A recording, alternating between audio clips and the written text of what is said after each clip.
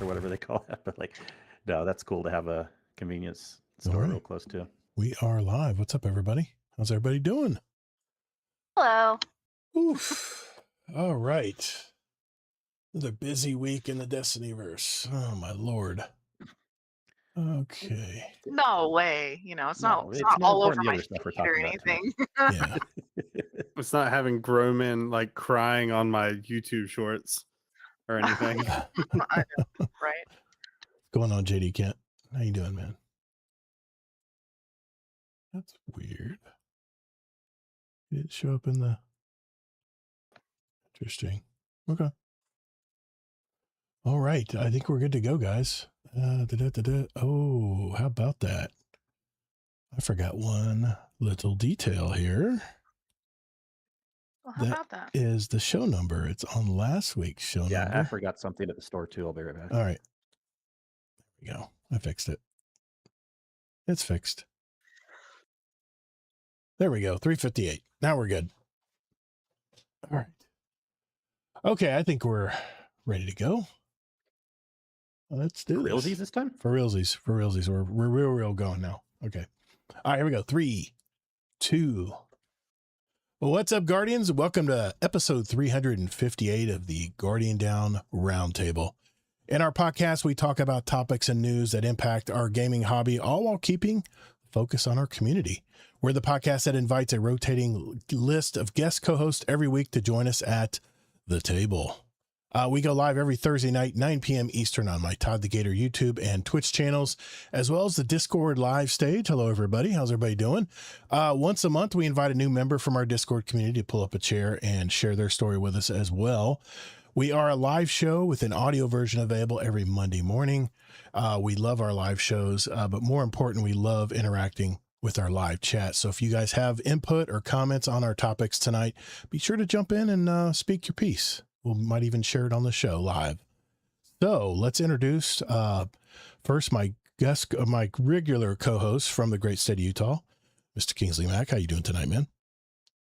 Hey, doing good. This is also the show where I can run to the gas station real quick if I forgot a drink. While we're podcasting. all my preload stuff that I have to do on my little checklist. It's like when I'm flying a plane, I got to flip all the switches and double check and make sure everything's lined up and all that good stuff. So and I'll just slide right in when it's time to talk again. No, but I'm glad to be here. Doing good this week. He'll be the co-pilot getting in at the last second and going, okay, looks like you got everything here. Let's go.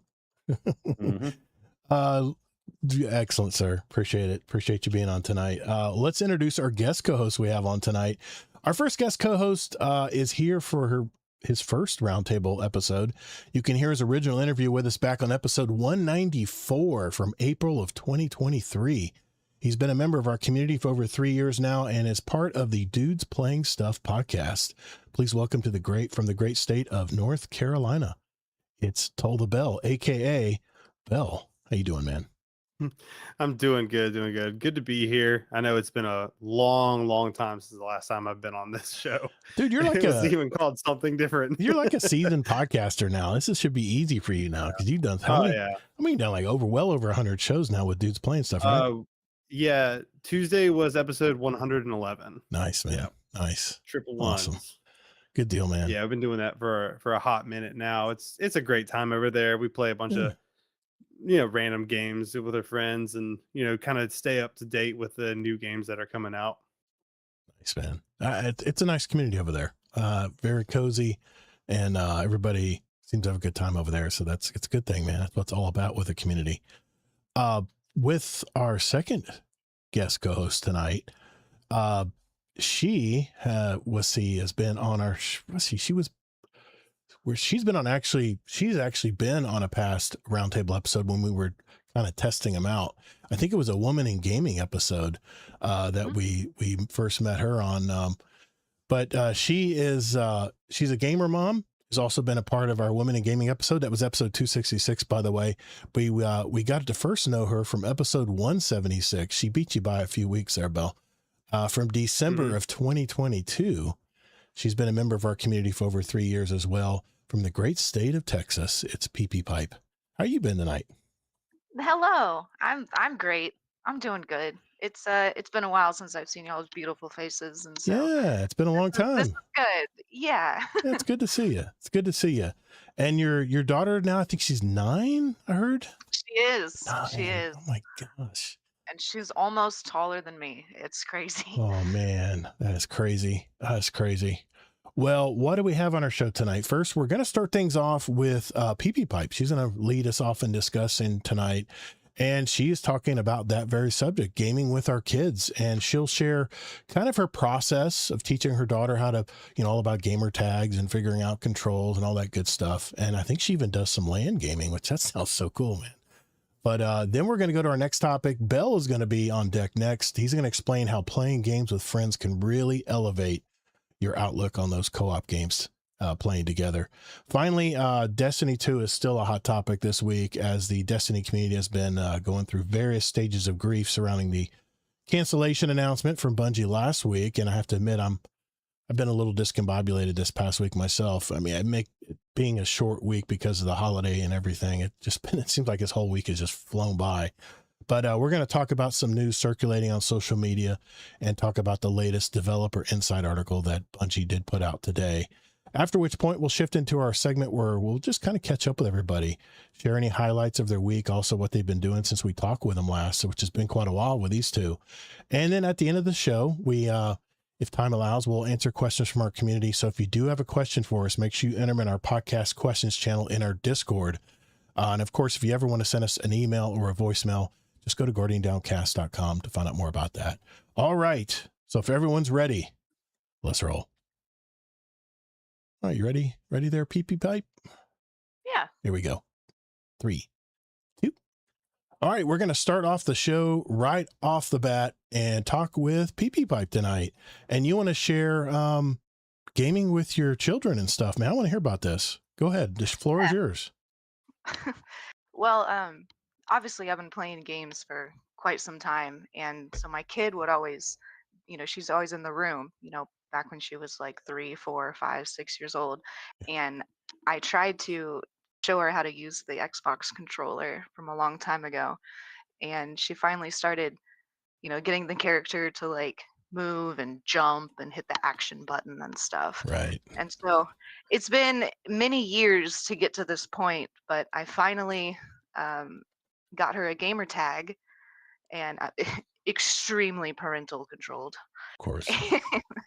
And we've been able to play multiplayer together on certain games because I have 2 Xboxes on 2 separate TVs. Hmm. And so I invite her gamer tag, she accepts it, and then we start playing. And I mean, it's very basic little games, kid games more than anything, but it's just cool to see her growing, You're actually doing a LAN party, what a lot of us did in our basement long ago when Halo was out. That's really cool. Yeah, I was running from like one room to the next to make sure the icons came on the screen, and I was like, okay, that's me, accept my friend request, child. If you want a game in the future, if you want a game in the future, you accept the friend request. Yeah, yes, exactly. yes, but it's pretty cool, the parental controls, like even on Game Pass, it'll only show games that are appropriate for her age to download. That's nice. And so I thought that was just kind of cool from the get-go. I mean, I figured that there would be passwords and stuff for purchases, but I feel safe knowing that she can just kind of scroll through Game Pass and just kind of pick what she wants. And I find out if it's multiplayer, and then now I'm playing Bluey with her. So that's awesome. Have you succumbed to what a lot of parents have had to deal with the Roblox? Has she been into Roblox? Oh, good for her. She's not into Roblox. She's not into Minecraft. She could care less about a tablet.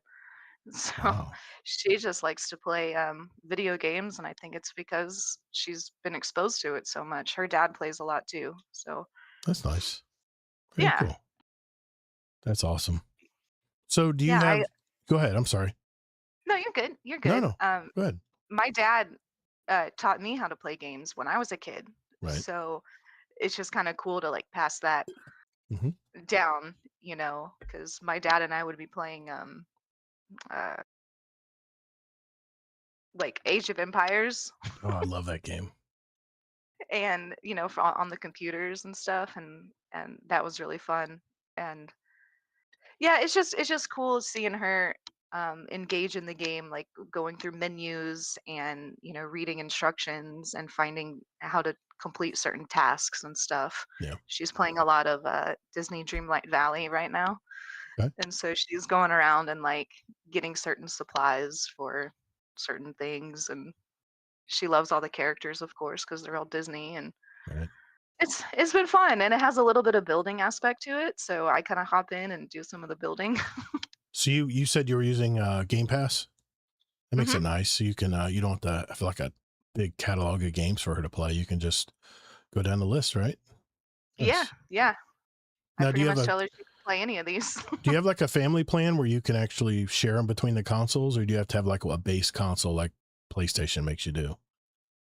um, I think per console, I'd have to download the game. Okay. Okay. But can you tie it to one account? Make it like a family account where you can is that what you're doing? A family account, or do you do an individual account?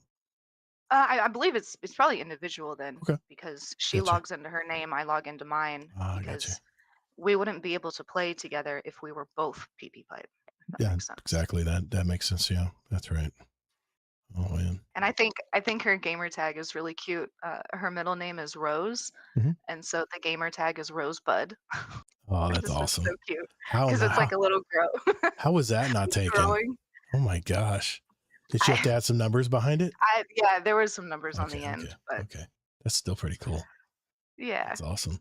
So And I told her when she gets older, she can be like Rose Flower. nice, nice. I like that. So is there did you have to like lay out a rule set if she ever hops on? Do you have to always be home, or she's gonna get around that, that, right? She's gonna hop online when you're at work. Maybe she'll figure out how Maybe. to do it. Okay. Yeah. I mean, she's not allowed to, like, nobody can see her online unless Okay, they're good. her friend. And like, nobody can send her messages or anything like that. And she can't purchase anything in the games. And she can't even download a game unless I Oh, am in the room and I enter in my password. those are good parental controls. That's awesome. Yeah. I'm sure PlayStation has the same thing, but obviously I don't have to deal with that. But all my kids are fully grown now. They have their own houses. I mean, it's crazy. It's crazy. But I mean, do you like lay out a rule set? Like these are definitely the things you need to know, or you definitely cannot do these things, or is it just kind of just you know? Well, since it's so locked already, Yeah, it's true. all she can do is download very childish games and play them by herself. I got you. So I kind of let her go free roam on it. I also get an email every week of how many hours she spent on the Xbox and what she was doing on it. Okay, But I live in an apartment, and so she's not that far from me, right. anyways. That's true. So I keep an eye on her, but That's cool. she really likes playing, That's awesome. and it's in the living room. It's not in her room. So Okay, good. So she's out in the open. There we go. yeah. That helps. Yeah, that is pretty cool. Do you remember the days playing with your kids, Kingsley? Those early days. Well, yeah, I was going to say, hearing this conversation, definitely, it's a fun cathartic type, thought process where I'm like Yeah. remembering back. My daughter's 21 now, but I kind of remember some of the days too, where just playing some games. It was interesting because growing up, I knew that I was into games, video games, but Yeah. and I knew obviously I would show technology and games to my kids, but like I was never like super pushy or anything. I just kind of saw like what they were into, but I remember like fun little old games that they used to play. I don't remember all the details, but and then, sure, when they're super young, helping them with the controller, and then as they get older. But I'm curious too, like, do you have, when she gets a little bit older, kind of some games you're really excited to show her, introduce her to? And then second part to that question is, how will you feel if she doesn't like them? I wasn't expecting that second part. Um, well, I'm hoping that she'll get into some racing games because I'm really into cars Nice. and I'm really into racing games, and I kind of want her to feel that, like an open map like Forza or something. Just let her just run around, just drive around, and be able to paint her cars pink and purple if she wants. you know. Yeah. Um, Yeah. so I'm really looking forward to car racing games. Um, I think it's going to take a little while until we get there. Um, and she's going to like it. That's just the only answer that Very good. that's the only answer that she gets. I'd rather start at least with racing games before we get to shooters because I Yeah. don't think she's going to be comfortable with that for a while. Some girls don't like shooters. They don't. My daughter hated shooters. She never played any of that. She played Diner Dash, obviously.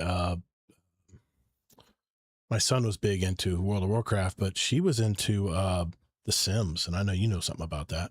Mhm. You going to get her into Sims, into roller coaster building and stuff, or is she already in If it?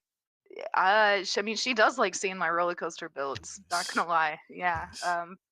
But it's a very technical It is. type of game. So maybe we'll start with some roller coaster tycoon or something. I got you. Any I didn't mean to step on you, Mike. Did you have something else you wanted to ask her? Oh no, I was mostly just wanted to know more. That's why I was kind of Yeah. turning around, asking some more questions. Yeah. It's cool. I think you never know how things will go. I think it was interesting with my kids. They moderately like video gaming, but it's not a thing where it's like as much of a drive as I have on it. It hmm might be a little bit the age. It might be a little bit just the base personality. But boy, they sure would love to have. I mean, my daughter's gotten excited when she's gotten gifted to her or through a friend or whatever, like an older PS5 or PS4 or whatever. She does want to get a computer at some point, but money's the issue, of course. And I'm excited for them to see where it goes. But they're kind of like, at least with my kids, and I'm so laid back too. Like, I'm not. Oh, you're not a big gamer like me. Of course, I'm not going to care. I'm chill about it. But like, it was kind of fun to see where they settled compared to me. With their personalities and everything. And I think pretty well. Enjoying gaming and but enjoying a lot of other things in life too. What about you, Bill? You got nieces and nephews that you're the gaming uncle? Shows them how to play games and stuff? Yeah. I have one. Her name's Harris, and she knows I'm like the nerdy uncle, basically.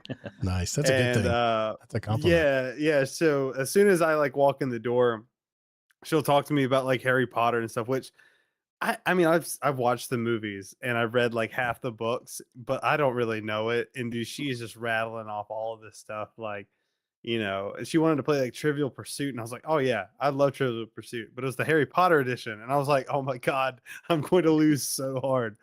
So yeah, she'll come to me too, like whenever I'm over there, and like she has like a kind of like a little gaming console, but it's like one of those like all-in-one gaming consoles, and she's Right. like trying to do something and couldn't jump over a certain thing or whatever, and help her out with it. But that was a long time ago. I think she's in a phase now where it's like fashion and like Broadway shows. So I think the gaming thing's over already. Already? Damn. Yeah, she's acting. She's Yeah. literally acting like on stage now, like doing stuff. Like it's crazy. Yeah, She's like a business mogul when it comes to Girl Scout Really? cookies. Oh my Yeah, gosh. whenever it's time for Girl Scout, dude, she's a seller. Like she sells so many, Dude, like top that's seller. such a good Yeah. skill. Such a good skill to learn that early in life, She's a great kid. She's a great kid. They used to force me to go door to door to sell band cookies, and we sold trash bags one time. Trash bags, like, really? I'm going to my neighbors' houses and they're looking at me like, get out of here, kid. I'm gonna knit you up. Yeah. Or they have a nasty dog, or oh man, I hated door to door sales. That was such the worst. Yeah, my daughter loved The Sims, and I tell you what though, the best memories I have of gaming with my kids was Rock Band. Every night after dinner, when they still lived in the house, probably when they were teenagers even, 13, 14 years old. My God, man, we would play for hours, like at least a couple hours every night after dinner. And we jammed to the latest Rush song or something, that was on and I'd buy all the packs. They got all my money. Rock Band got so much of my money. I bought so many music packs from them. And what's funny, I don't know why they don't do this anymore. Why they don't bring this kind of game back? Because it made me go back and buy all their music because I was hearing it. I was getting trained to playing guitar to Rush songs where I wasn't really a big Rush fan until I played Rock Band. And then I heard all their old stuff and, oh my God, I went down a freaking rabbit hole just in Rush alone.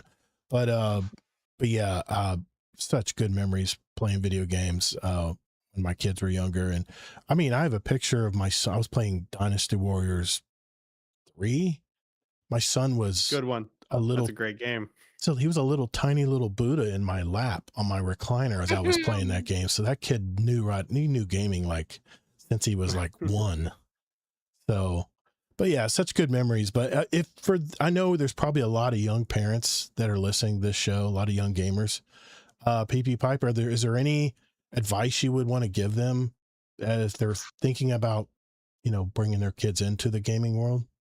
Well, when you're pregnant, when you're using that controller, just keep it right on your belly while you're playing. Use the vibration controls. There you go.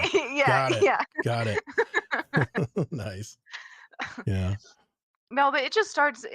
All games start from somewhere, like board games. Oh yeah, it's that's not. right. It starts. You don't start playing video games with a 4-year-old. Like you start with little board games and stuff, and then you move up to like when they're little hands, as long as they can hold that joystick, then just start out real slow on something, Yeah. But most kids, I think, should like video gaming. I don't see why. I think the only people that don't play video games are the ones that their parents didn't let them. Maybe. Man. But yeah. My grandson, I'm looking at a picture of him right now.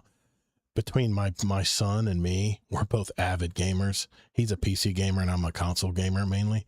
That kid's not going to have a chance. He's definitely going to be a gamer. He's already very visual. He's a very visual kid. Anytime there's a TV screen on or anything, he's like, "Ooh, what's that?" And they've been very good about limiting screens at such a young age. But even my watch goes off while I'm watching him sometimes, and he'll look at my watch going, "Oh my God, what is that?" And how many channels does it have? He actually picked this up. He goes, "Oh my gosh." He's like almost 2. He'll be 2 at the end of June. He goes, "Oh my gosh." Like repeating that all day long. We watched him last weekend. We kept saying that. Like, "Oh my gosh, Mom. Oh my gosh, Grandma." Yeah, that's funny. Oh my gosh. That's funny. Any last words on your topic before we move on? Bang, bang, bang. That's all I got. Okay, gotcha. I mean, I'm glad you mentioned it because a lot of the people who gamers who listen to our show, most of them are in their 20s, 30s, and 40s, and have young kids. So I'm glad you mentioned that tonight because it's good to reminisce a little bit too. So thanks for bringing it to the people in their 20s and 30s and 40s. Well, I mean, unless you're in your 50s, which I am, but I mean that's different. But I just realized that I don't have the chat open. Discord. I mean, our main listening audience, I should say, is probably late 20s to early 50s. Probably it's pretty wide range actually of people who listen to our show. So, I mean, I remember Jealous Gaming was 18, 17 when he first started listening to our show and was a part of our Discord. And we actually would have discussions among the moderation team, saying how young should we have kids in here? We got to be careful. I think they need to be 18 or up, right? But we had some parents who would bring their kids in and want to talk video games that were like 15, but their parents had to be in the community as well, so they can, the controls are in place. So anyway, thank you for bringing that to the table tonight, PP Pipe. We appreciate you. Absolutely. Thanks for letting me share. All right, let's move on. Bill has some stuff he wants to talk about. We'll do that right after this. Just got to reset my program files here. Oh, I see Kingsley the map now. Got you. All right, you ready, Bill? Here we go. What? Yeah. Anyways. Oh, yeah. Oh, yeah. I see what you're talking about with Minot, the North Dakotas. Carolina, 95. Jeez. That's really weird how it's just one all surrounded by 90. It's all surrounded by 80s and 70s, and it's 95. Yep. And that far north. That's unusual. You sure it's not that just doesn't happen very often where that far north is warmer than that far south, you know? Sure that's not a bug, like a misprint or something? That's crazy, man. Windy and 95. That just is weird. Okay. I gotta turn my fan on. It's so hot in here. Yeah, I got two fans on. Where we were warmer than you too, so it's not a bug, but it's very rare. I don't understand why it would be hot in that area when it's surrounded by other weather that's cooler. I don't know. Anyway, because they have these things called high pressure systems, and when you're in the middle of it, that's the warmest. Teach me more, senpai.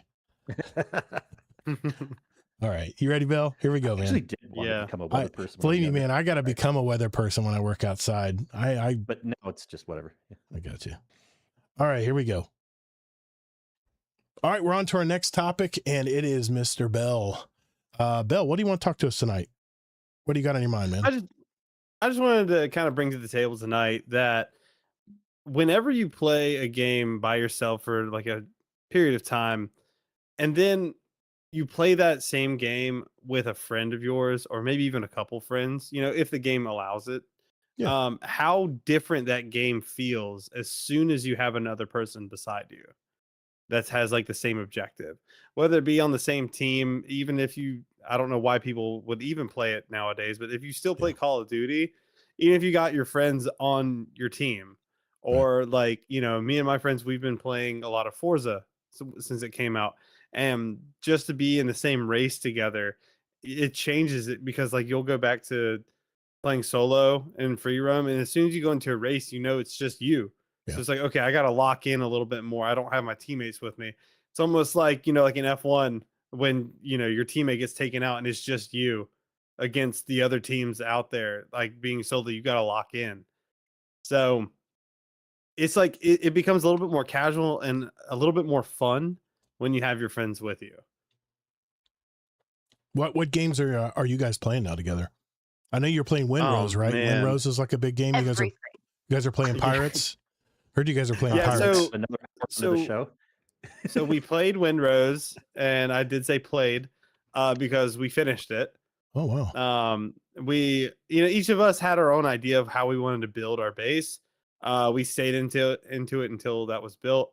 We got through the final boss, and we kind of got our ships upgraded to the point where we kind of just trolled on a lot of the other ships out there. So it just got kind of like, I wouldn't say boring, but it's just way too easy, because we had played so much and grinded a lot of materials and crafted a lot of the weapons and all that stuff. So, I mean, of course, when they come out with new content, we'll be back into that. But I mean, it's been a lot of Forza Horizon 6 lately, because a lot of us over there do like to play racing games. Yeah. That's why when Pee was saying she wants to get her kid into racing games first, I was big nods. So I was like, yes, 100%. My Xbox controller is Forza. I mean, yeah, you have a Forza 5 controller. Yeah. Nice. Yeah. When they come out with that Forza 6 one, I'm gonna get that one whenever that's announced. Give me one too. I'll take one. yeah.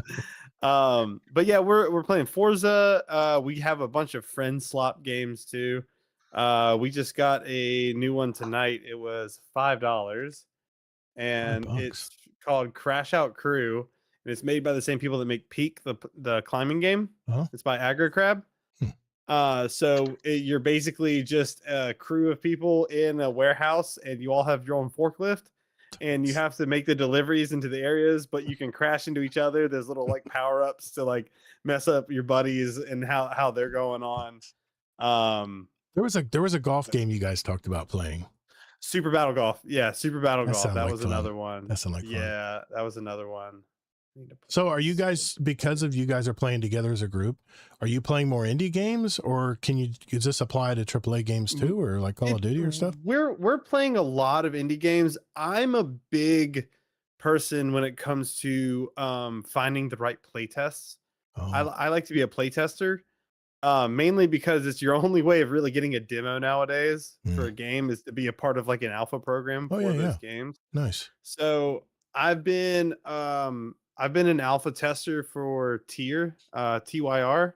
It is a kind of like a class system uh tank battler.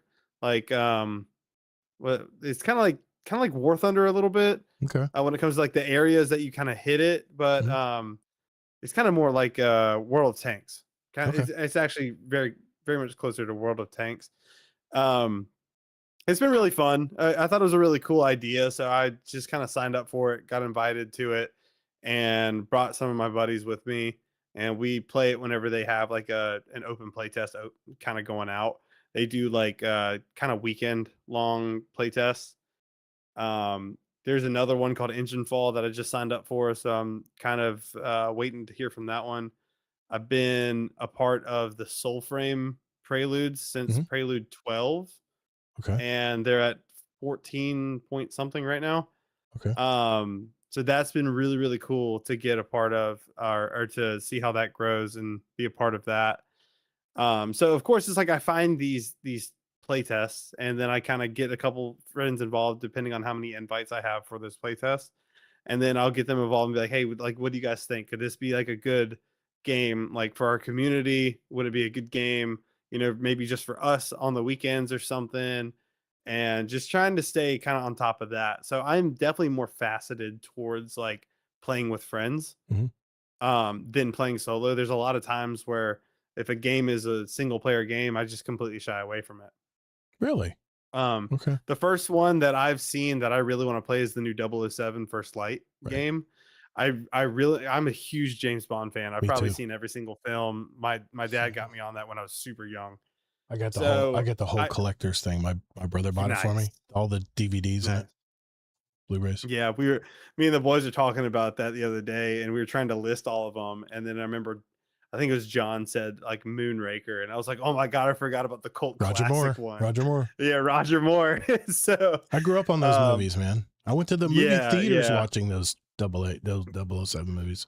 So yeah, so I mean that 007 First Light is Mhm. the first time they've done like a fully new story, but it's like only in like the game. They're not going to be making a movie with this story. It was kind of set aside for this game. So I really want to be able to play this game to kind of know where the story's going within that universe. You said It's like new James Bond. they're not going to make a movie from the game? I don't think so. No, Okay. because Okay. they kind of like were making the game so story driven that this is like the new movie, but I you got get to you. play it. Okay. Yeah. So yeah, that's the first time I have ever been like, I want to get this single player game. Now I'm gonna wait till it goes on sale because I'm not gonna pay full price for a single player game. But I've watched a lot of streams and it does look amazing. The I saw I was watching Gamer Amps, Gamer Ranks. He was doing a before you buy thing, and it looked pretty good. But I don't know, man. I know they're using that Hitman kind of Like engine. yeah, they're using that template, when they put this together. And believe me, man, I love 007.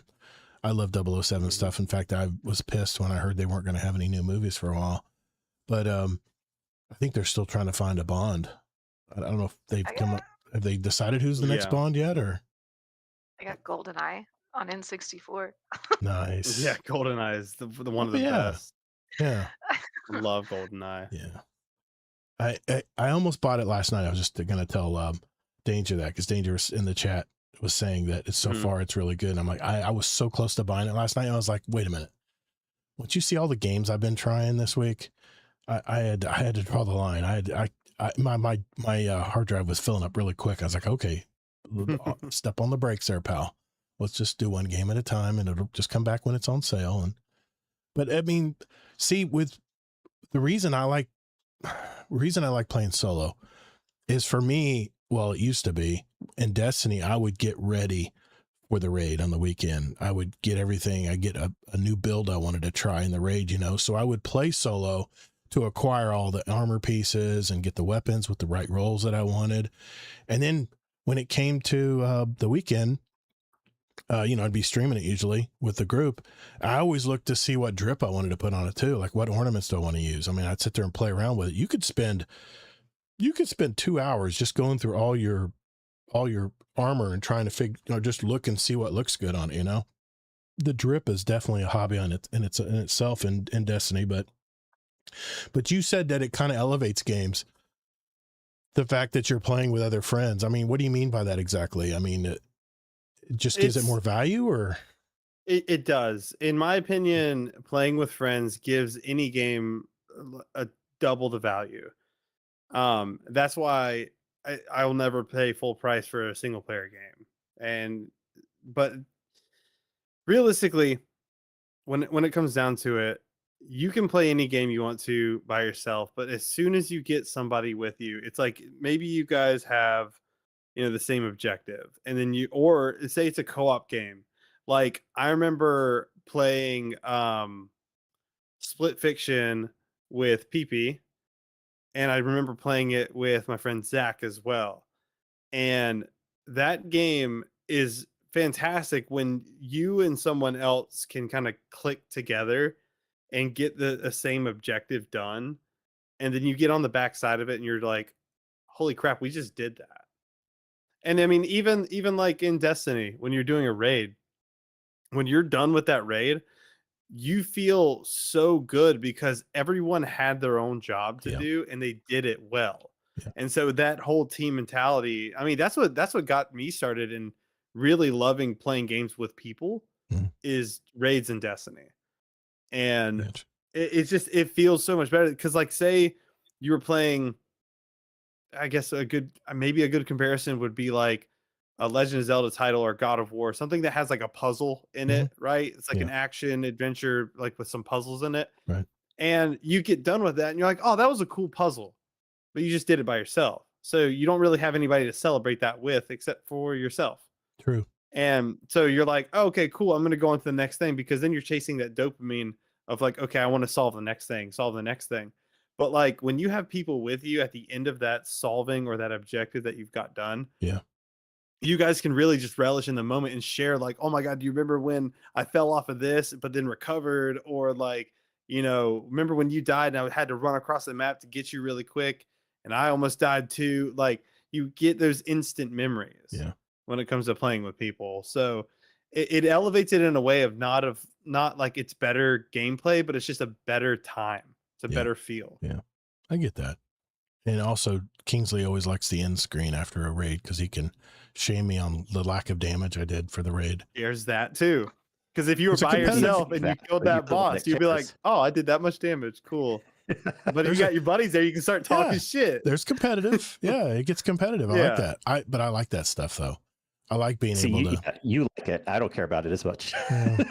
I just bug you because I know it bugs you. It does. It bugs me. Believe me. That's my PvP coming out. I'm like, I should have done better numbers than that. What am I doing wrong? What do I need to change? I can read the room. Yeah. So, all right. Yeah, I want to give some input on this too. Go for it. Great topic. Yeah. I like it so much because it helps, I think, us all open up more in another way. I'm all about experiences, and there are a lot of things in games you can't experience the right way until you play with someone else and things like that. So even over the years, even with how much rating I've done, I still probably would say I'm more of experiencing a lot of things in the game solo more so than playing with groups of people. But boy, once I started doing the raids and stuff, it's such a cool additional experience. I think we all just need to hear that. We need to maybe go out of our comfort zone if that's not our base personality, man. I can give reasons both ways why some people would prefer to be more of a solo player, or some people would prefer to play every single game with friends. And it's obvious, it all comes down to your base personality. Some people are more introverted, some people are more extroverted. But that doesn't mean that you should stay in that template. As me being an introvert, there's times where I do need to like reach out more and play with others to kind of break out of my shell.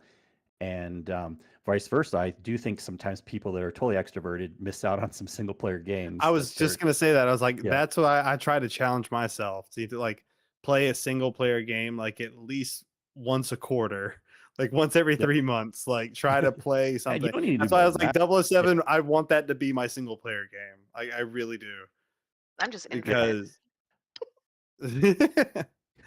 I But mean, I it's play true like that some other things too that like I've been playing by myself, but I know that some friends are going to be getting it.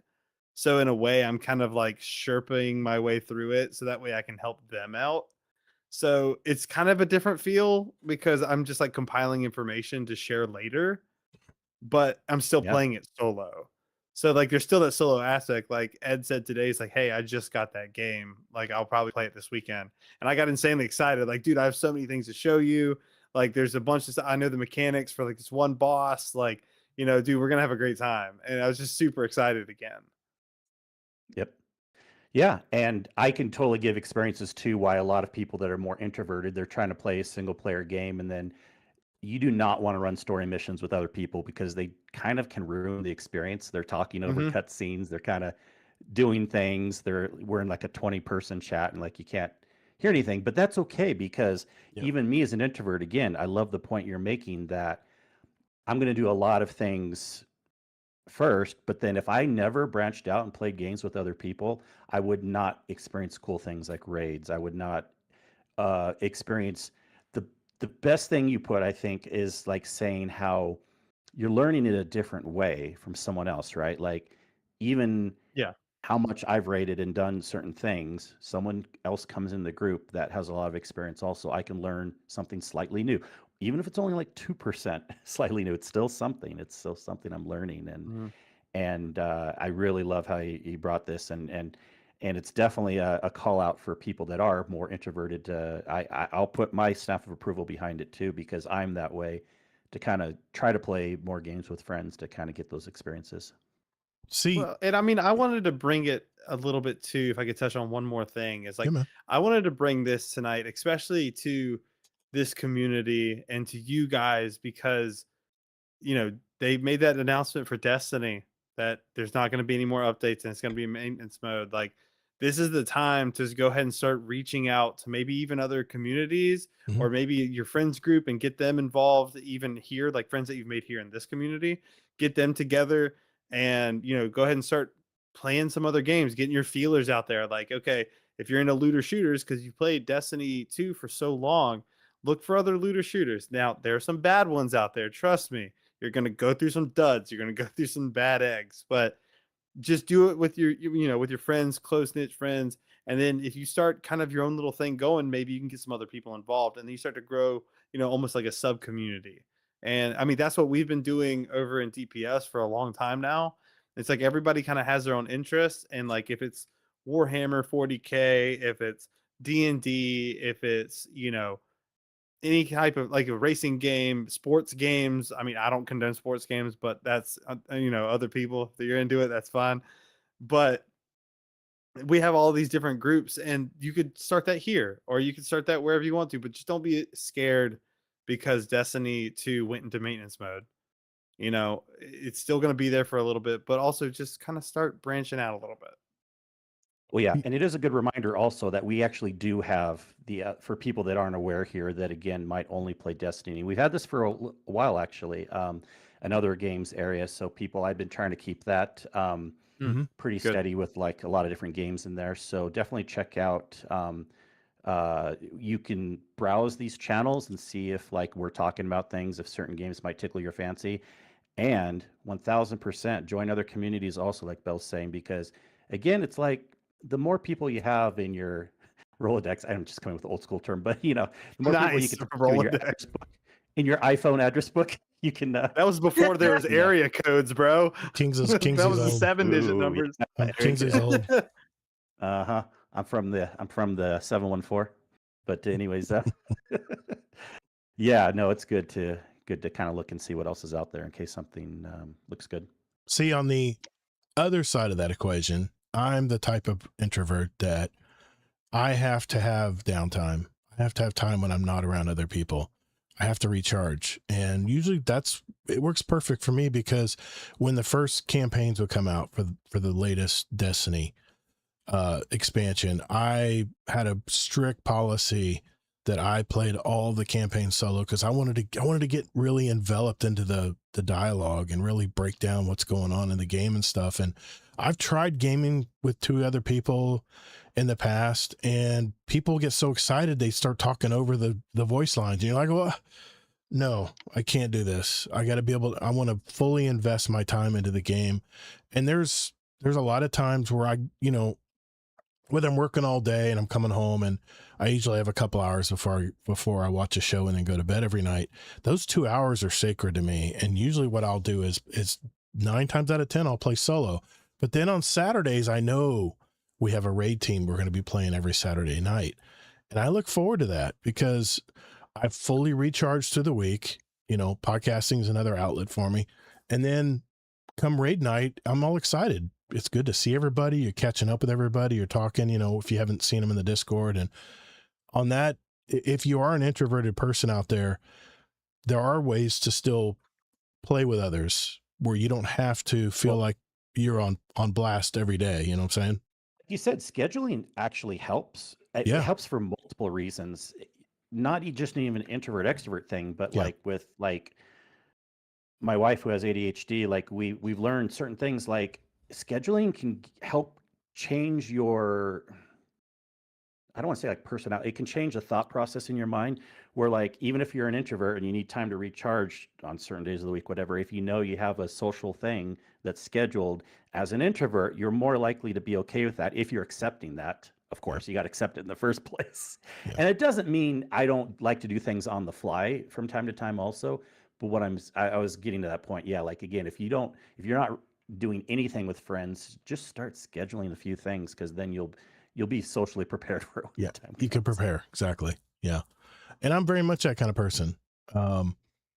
And I mean, you got to remember too, I'm in front of a lot of people during the day when I'm at work. You know, you got to put your face on when you're talking to your clients and stuff. You got to act like you give a crap about their problem. True. I see what you're saying. When you're talking to people in Mercedes, Bell, and they come over and start complaining, you got to put a nice grin on your face and say, we'll take care of it. I'm sorry. I don't do that. You're behind the scenes. Even with customers. Yeah, that's what the sales rep's for. Push that sales rep out in front. That's his job. But you know what I mean. Though. I will tell somebody to F off in a heartbeat. I know, but you know what I mean though. But you still with your managers and stuff, you still have to put a face on. Everybody has to put that mask on when they go to work. And there's one that I put the mask on for. The other ones don't deserve it. So I don't do it. Okay, I got you. But I mean, that's the way. I know what you're saying, though. Yeah. I mean, I was the shyest kid, and my first job was bagging groceries at Publix grocery store. And I remember one time that I almost got fired because I wouldn't talk to anybody. I wouldn't say hello. I was terrified. I couldn't even create small talk. I was that freaking introverted, and I just, they forced it out of me. And I'm so glad I had a retail job when I was younger because it made me turn into this other person when I'm in front of people. And then I can revert back to my quiet self when I'm not in front of people. And I could literally say ditto to that. I feel that with a lot because I was the same way just with Harris Teeter. Mm-hmm. Like I was the same exact way. And then that got me out of my shell was being customer facing. And that's what, then I became customer service because of it, because I was like, I kind of started owning it. Yeah. And then, that's crazy. I think every teenager in high school should have a customer, a retail job where they're in front of people. Job. Yep. Because they need those social skills to know how to, I keep wanting to say deal with people, but not that. You're trying to adapt to people, and you can even get sophisticated on it, and you can get really good at flipping the script. And someone who comes in angry about something, you can flip the script on them where they leave feeling good about things. Those people are invaluable, by the way. But, like today, I had a customer call me, and he was not happy. He just put sod in a shade lawn. You know where I'm going. He's calling me about how all of his sod is starting to thin out. And, instead of jumping down his throat saying, dude, this grew in a sod field for 8 hours a day. Now you want it to grow the same and be happy in 1 hour a day, son? I mean, come on, dude. That's what I wanted to say. But I said, okay. He's walking around the lawn, pointing everything. I'm like, okay, yeah, I see what you're talking about right there. Yeah, And instead of jumping down his throat, I just quietly just explained that, you know, remember now, this grass was on a sod field 8 hours a day being pampered, and it got cut out of the ground, thrown on a pallet for 2 or 3 days, and then by the time it was delivered to your house, it was not happy. And then you put it into an area that's getting maybe 1 to 2 hours of sun a day. I says it takes years for your grass to acclimate to that new shade environment, and in the process you're going to lose some grass. You're going to have to fill stuff in with plugs and stuff. And you know, we left amicably. He was happy. He says, I'm not mad at you, I'm just trying to understand what's going on here. And that is a prime example of turning it on and then coming home and turning it off. So that's the reason I thought that was a good topic tonight, because it really does. I mean, if you know that there's a game that's very co-op heavy, or you can get into a fire team and enjoy the game together, it will drive sales too. If you know, if developers are hearing this, because I mean, let's face it, the friend game is what kept Destiny going for a long time. Even Deej a long time ago called it the friend game. You know, that was a big selling point for the Destiny games back in the day when things weren't so happy. So, but I have a hard time keeping up with so many games. I mean, what is there, like millions of them? Like I cannot. 20,000 a year on Steam alone. I can't keep up, and so I don't like to play multiplayer all the time. I like my quiet solo time myself too. I was going to ask you about that, because you do a lot of building, world building. Yeah, which has nothing to do with multiplayer. Like that's very me. Yep. Exactly. And so I do keep those games in my rotation, my building games. That it's almost like therapy to me, rather than, you know, hearing like, oh, let's go over here, let's go over there, let's go play this, and it gets like a little too much for me, you know. And I'm always usually last place in the group anyways, so it's not like I'm. I was going to ask you about that. I'm glad you spoke up, because I was going to ask you about that, because I'm sure world building, it takes a lot of introspection on how you want the park to flow, and how do you want this roller coaster to be different. I think maybe that was my daughter too. That was her introspective time to be creative, and she's definitely a creative person. She's an artist. But yeah, I was going to ask you about that. Those like city building games, like management, or maybe it's a control thing. I don't know. It's like controlling, but also mixed with multitasking and being responsible by yourself. Like if my town goes under because of money or something, like that's something that I did. Yeah. You know, I can't blame anybody else for it or something. So I've always been a pretty solo player. But I did, on the topic of playing with friends, I did meet practically all of my friends from playing online, with multiplayer. Because, you know, I don't multiplayer any of my building games. That's for sure. I like to see anybody outbuild me. Yeah, I played a lot of RTS games back in the day too, because that was my creative time to build these. Empire Earth was my all-time favorite, and because you build up as you go, as humans went through different ages. You know, you get into the Bronze Age, and then the you know, and you keep moving up, and your technology would go up with you. It was so much fun to do that, but it was a single-player game. You literally was you and the world you're building. You could play against another person, but it's not like you were talking with them. They basically were playing. It was like a chess game where you couldn't talk. So, but I would be willing to wager that a majority of gamers out there are introverted people, because gaming in itself, I think before it became a social thing, once the internet became big, before that, people, well, I mean, I guess people played tabletop games and stuff, but I think video games in the early stages, I think for a lot of kids like me growing up in the 80s playing Pac-Man and stuff, it was all about focusing on that TV and trying to get to the next level. We didn't want to talk to anybody. You know, I got my soda right here. I got my peanut butter and jelly sandwich right here. I'm set, you know. Doritos. Yeah, well, we couldn't afford Doritos, but we get the regular crappy potato chips. But anyway, it was, I think a lot of us as gamers start out. I think we start out playing single player games, and I still think that live service games are going to kind of go through its phase. And I think we're going to revert back to one and done games. I think we're going to go back to a lot of one player games because live service isn't doing too hot right now. Not many games are really successful at it. So a couple comments here.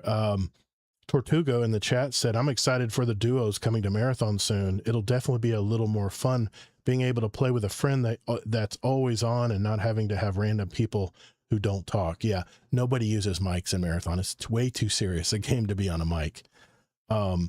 Yeah, and Scarlet Maddie says, yes, if you're more carefree, you'll be more open to interpretation of what the moment can be, but then but when you know what's coming down to the hour, you know how much your day will take mentally, and it'll be easier emotionally. Yeah, that's a good point too.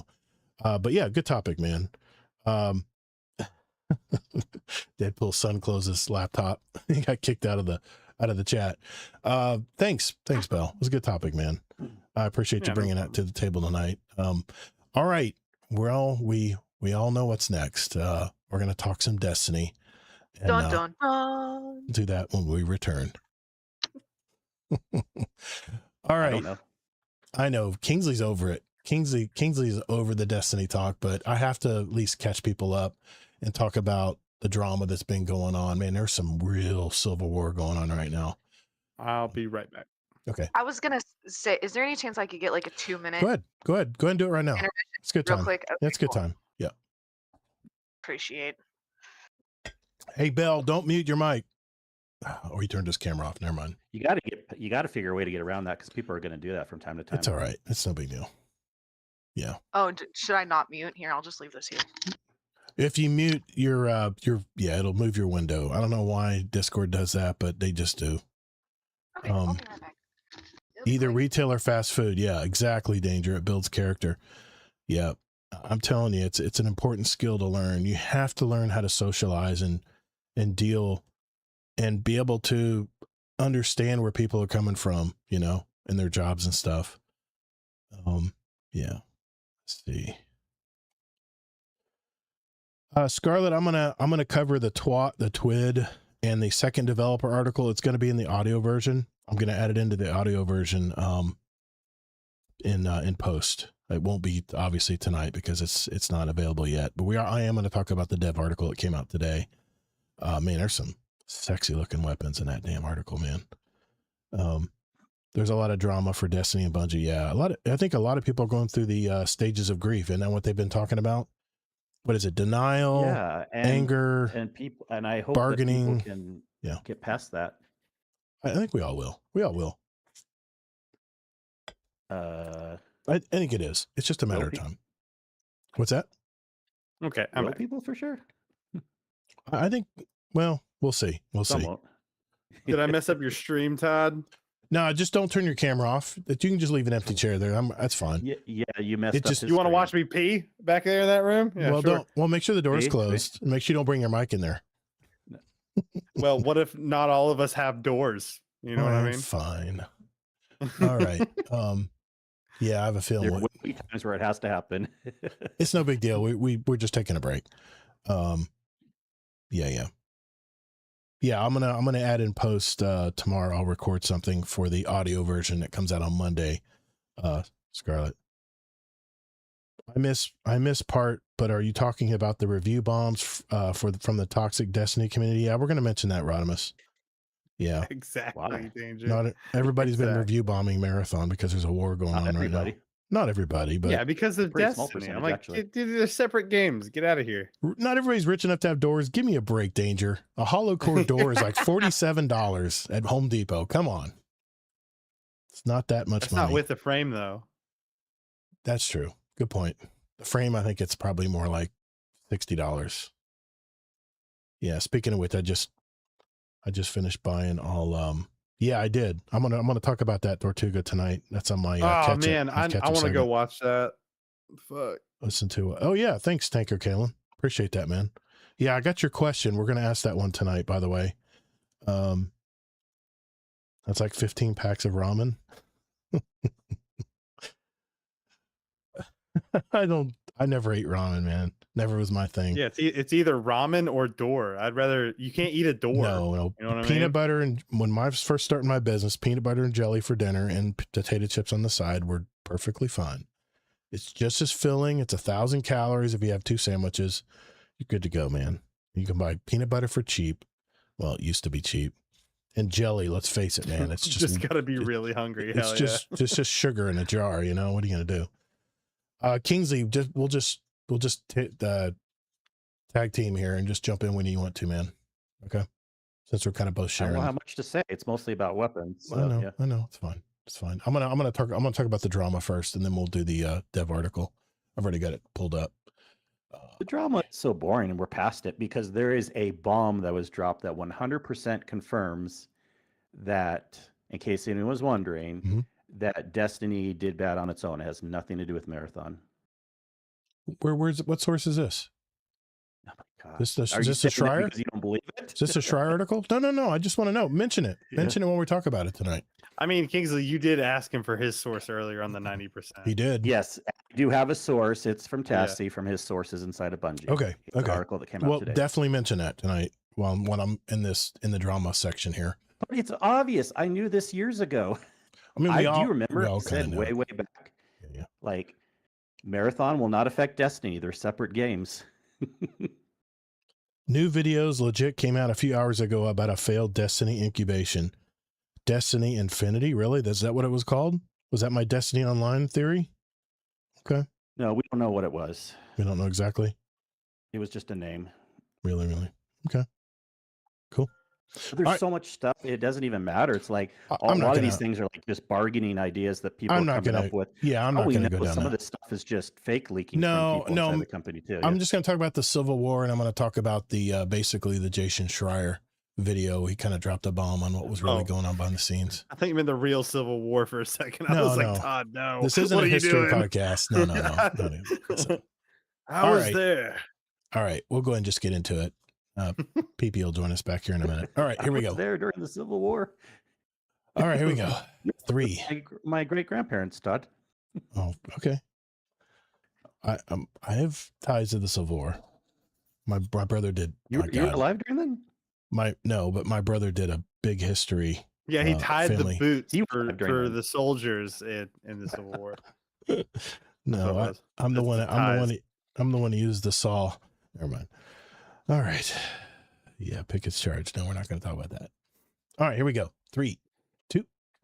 All right, for the kind of the final topic tonight, I'm going to kind of mesh our Destiny roundup and kind of what's been going on in the Destiny community this week. I just want to kind of catch everybody up. If you haven't followed social media, there is a lot going on right now, and I think The Discord. We do talk about it a lot in the Discord. absolutely, the Discord too. Yeah, we and a lot of times we'll share videos in the Discord that'll pop up, and I'll go research them out and pull the main points from it. But it's kind of still a hot button issue though on social media, and I wanted to go through some of the latest news, and we'll just talk about it. We'll talk about the Developer Insight article that dropped today as well. Before we go, first off, I found out through various sources over this last week that Bungie employees, for the most part, only knew about the stoppage of support for Destiny 2 when we heard about it. How scary is that?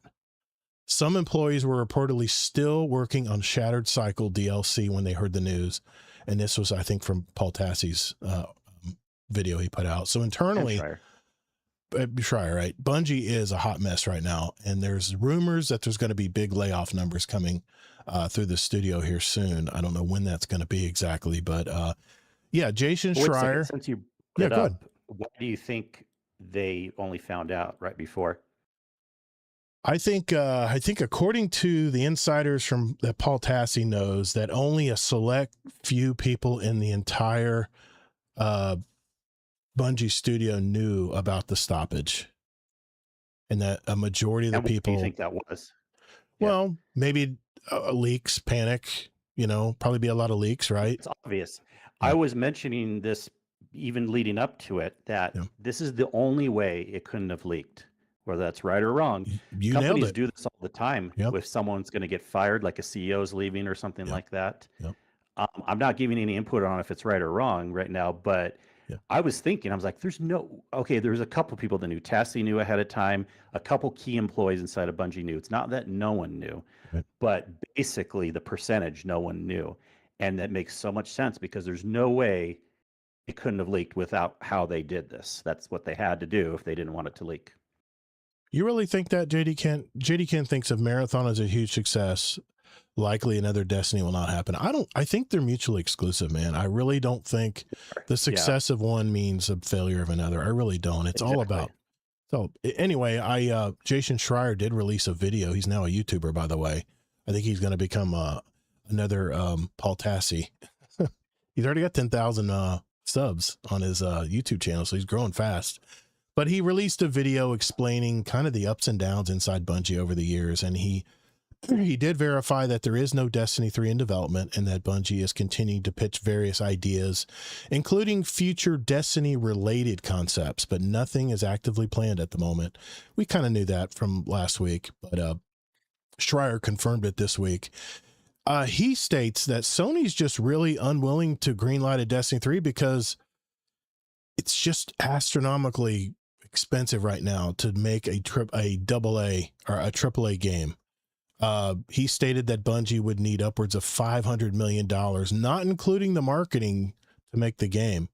And he also pointed out that Destiny 2's proprietary tools and that engine have made content creation really slow and difficult, and hence why they had to strip out past versions and storylines like Red War and Leviathan raids, which is such a key part of Destiny 2. That's what introduces you to Destiny 2 as a new player. I mean, it's kind of a really crucial part of the game. Still don't know why apparently it was the engine. So he also said that that the studio focus is now Marathon, which we kind of knew about already, but he confirmed it. There's been a lot of drama concerning Marathon. Many people in the Destiny community, including Astrocross, are boycotting Marathon. And Glad just tweeted today that he said, fuck Marathon. I'm with Cross. I'm not going to play it. I'm boycotting it as well. I don't know how this will turn out for Marathon. I mean, that Cross thing's not entirely true. He's kind of going back and forth. You think you think it's a publicity stunt? I think it's a little bit of a publicity stunt. Because I even watched a follow-up video from him that said, no, guys, actually play Marathon, but I'm not going to be playing it. I don't. But who knows? Someone might have called him. He'll probably still play it some too. Yeah. I think it's a 25% he's emotional and 75% in a publicity stunt. He's in the anger stage, and now I think some people are at the bargaining stage. They're trying to I just had a report on that because it's not totally true. That's a total boycott. He's kind of gone back and forth on some of the wording. I just saw what he produced yesterday. I haven't been on YouTube today, or at least this changes so much. That's why I'm like, it's almost like we can't even report on it because so much is just changing. So it's just a lot of hubbub right now, and a lot of people think because a lot of people think because Marathon is their focus, and they've stated publicly that that's the reason why Destiny 2 has gone by the wayside. And like Kingsley mentioned earlier, it really has nothing to do with Marathon. This game is, I think before we started the segment, didn't I? So I probably should go for it. Yeah. I've said this way in the past. If you go back and listen to my words on the podcast, and pretty much a bombshell was dropped today too that confirms it. But there's so many things to this. Where basically, if you look at the history coming up, when you talk about the money thing and they don't want to green light 500 mil right now. Well, it makes sense because after Final Shape, Destiny already wasn't selling as well, right? So that has nothing to do with Marathon. Okay. That's just Destiny. Then the next point is it kept getting worse with each one. Then the final point was that they made the decision in January. This was even before Marathon came out to stop. We just didn't know about it until recently. And then the last thing was that Tassi confirmed today with inside sources that this was purely just a decision within. He didn't clarify. I'm still always interested if it's kind of like more Bungie leadership versus Sony leadership. That we don't know, but he did confirm that This is purely a decision based on Destiny's performance. It has nothing to do with Marathon. I mean, okay. I was kind of going to bring this up in a later show, but here's the problem, man. If you're going to have a live service game, you have to have a repeatable loop. You have to have something that people can come back to and work on a little bit. You know, there has to be a loop that draws you back in. And for me, everybody drink in advance. For me, that was Arc Raiders. Arc Raiders had the perfect loop for me. Thank you, PP. Arc Raiders had the perfect loop for me. I would go in, I was making, putting together projects. I was filling up my expedition capsule in case I wanted to do an expedition and reset. Not to mention, I mean, it kind of was a looter shooter for me because I was trying to gather blueprints and weapons. And as I gather them up, I'd stuff them in my stash, but the stash only holds 280 things. And I realized you can get more stash now if you pay an astronomical amount to some new vendor. But here's the problem. I'm hitting a wall now where I've played everything. I mean, I've played everything. Another game. No, that's what, well, I'll talk about that. I've been playing a lot of games this week, but now I've just set Arc Raiders aside, everybody drink. And, I've just I'm just waiting to see what they're going to do. And that's kind of the way I've been playing Destiny. I've just kind of set it aside. We've done it. My God, Kingsley, me and I have been, I've been playing this for 12 years, man. We have done everything in Destiny. I mean, there's some things that we haven't done. I mean, I haven't done like legendary raids and stuff, but there's no desire for me to do that. I haven't either. I haven't heard of those. That's not, well, you know what I mean? The, whatever it is. Master. The Grandmaster, whatever they call it. Legendary raids. But I just have no interest in doing that. I mean, I want the raid. I want to play the raid. That's the experience in the game. It was nice that Bungie has these extra levels of stuff for the really, really hardcore players who want to challenge themselves, but that's not entertaining to me. That's not part of the game loop that's going to keep me playing Destiny 2. And Destiny 2, when that portal system came in, it really didn't. It really didn't Well, it was help. before that. We can't. The biggest drop, I have a chart ready to show people at any point, but the biggest drop ever was right after Final Shape. Yeah. So it wasn't, and the portal kind of put the main killer on it. Right. And then when the Renegades didn't do well either, that was kind of like a double confirmation. Yeah. And then they made the decision in January. So yeah, exactly. So, you know, is there a boycott? I think this is going to hurt Marathon because I think a big chunk of players that play Marathon are Destiny 2 players. And if Destiny 2 people are not happy and the new season pops out, you know, when this last DLC drops too, it may not fare well for Marathon. I don't know. I mean, I think Marathon, if you remember correctly, when they had the open play, they said, you know, we don't want Destiny 2 players. They didn't say that, but that's what they were kind of insinuating. When they were doing the play test and the inviting streamers that play Tarkov and all these other games to test their game out and see what they thought, there wasn't anybody being invited from Destiny 2. They were looking for an entirely different audience, which is asinine. Why, Bungie, would you look for another audience when you have a gigantic audience right totally different game in front of you? But why are they most making people that play Destiny don't like Marathon? That's why. And they knew that. Bungie actually had the words that they said in a long time ago. They said Marathon may not be for a typical Destiny player. They said those words. Who approved that idiotic idea? It's truth. It's realism. Give me a break, man. True. That's like me saying, you know what? I know I'm in the pest management business, but I want to do, I want to sell rims on cars. That's what I want to do. But is that true? But none of my customers over here want to buy rims. No. They want me to take care of their pest control problems. Why are you coming over? It's not a good analogy because that one's not true. You got to sell them trash bags. Yeah, exactly. Exactly. I had to sell trash bags. No, inside joke, guys. Inside joke. But it just doesn't make sense. Why you not make a new game that appeals to your core audience? That millions of people bought this game, and it's not for them. Well, now you're definitely changing the subject, but yes. Sorry, I'm in my anger stage now. I've been through this stage so many times this week. This is why you don't need to do this. Yes, I know. But you're going to go down that route. It's because people that are creative like to make different things. Right?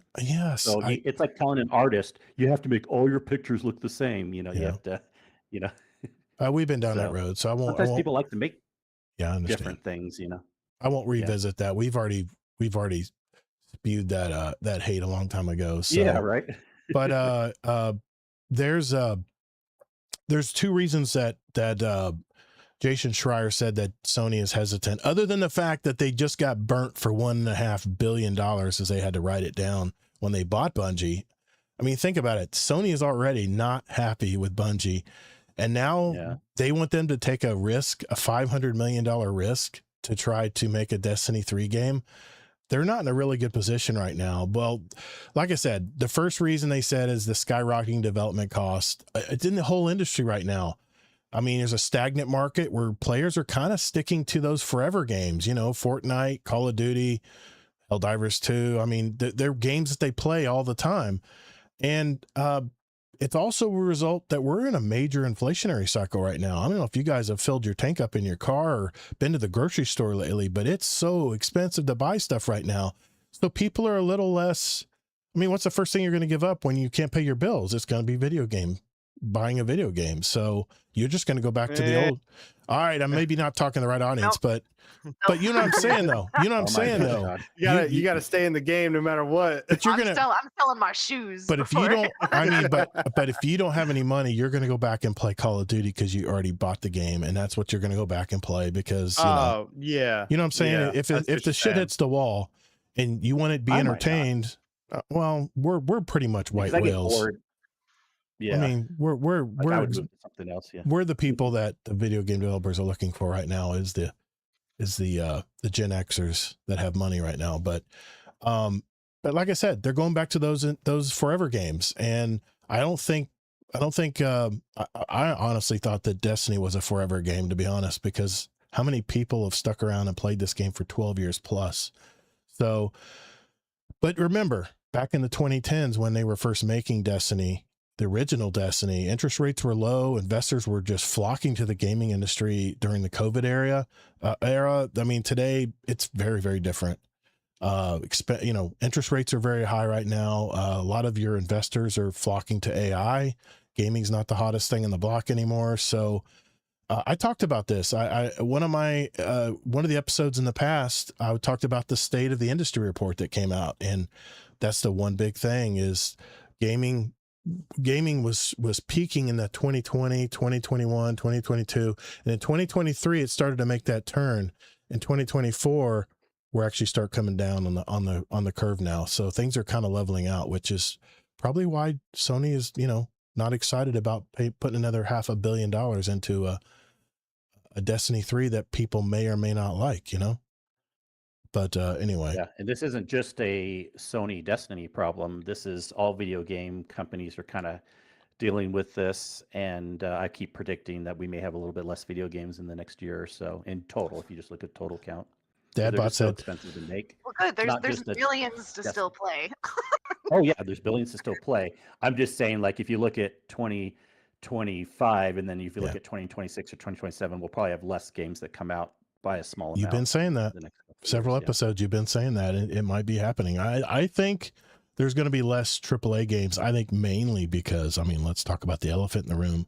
The reason console prices are up right now is because everyone knows GTA 6 is coming around the corner. It's been confirmed by the CEO today. It's not like console prices are up. It's definitely because of the economy. 1000% the chip shortage, the tariffs, all that stuff. The RAM, the storage. Yeah, not because of GTA, I promise you. We almost got a second pandemic before GTA 6. We almost did. But the CEO verified the 19th, November 19th, I believe, if I remember if I'm correct. November 19th, it is coming. GTA 6 is coming. Winter is coming. The day before my birthday. Winter is coming. There you go, Belle. Winter is coming. Literally, winter is coming. We'll see if it November. comes out. We'll see if it's a birthday present or not. Yeah. I don't think it's gonna come out. Just some comments here in the chat. I think it will this time. Dadbot Will it said, be good? Who knows? Dadbot said, We I'd got buy last some of time. your rims and tires, Todd. Okay, I appreciate that vote of confidence, Dadbot. Scarlet Maddie, because Destiny is very cushy compared to Marathon, like some bleed over. It's inevitable, but not intentional. No, I'm not going to sell spinners. Rat they're, spinners. I guess that was a bad analogy. Tortuga in the chat says, if Marathon didn't have the Bungie name and was just claimed by Sony, would people still act the same about Marathon and beat it down for Destiny still? I don't know. That's the $1 million question. And I mean, well, I guess the numbers are going to show it, but I mean, let's be honest, guys.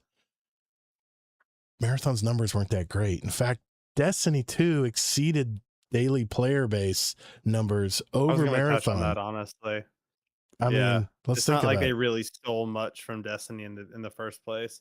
It's Yeah. just the heavy PvP guys went to Marathon, and then now they're just boycotting it because they want views on their channels. Here's the That's question. all it is. Also, I want to make the point that I don't believe, unless someone can run statistics and find out, I don't believe it's a huge amount or majority of people that are doing this boycott. Yeah, there's a lot of loud voices and it's getting in the news, but people that I talk to in different communities, including this one, generally are pretty cool about it. I've never even heard anyone secretly saying boycott Marathon.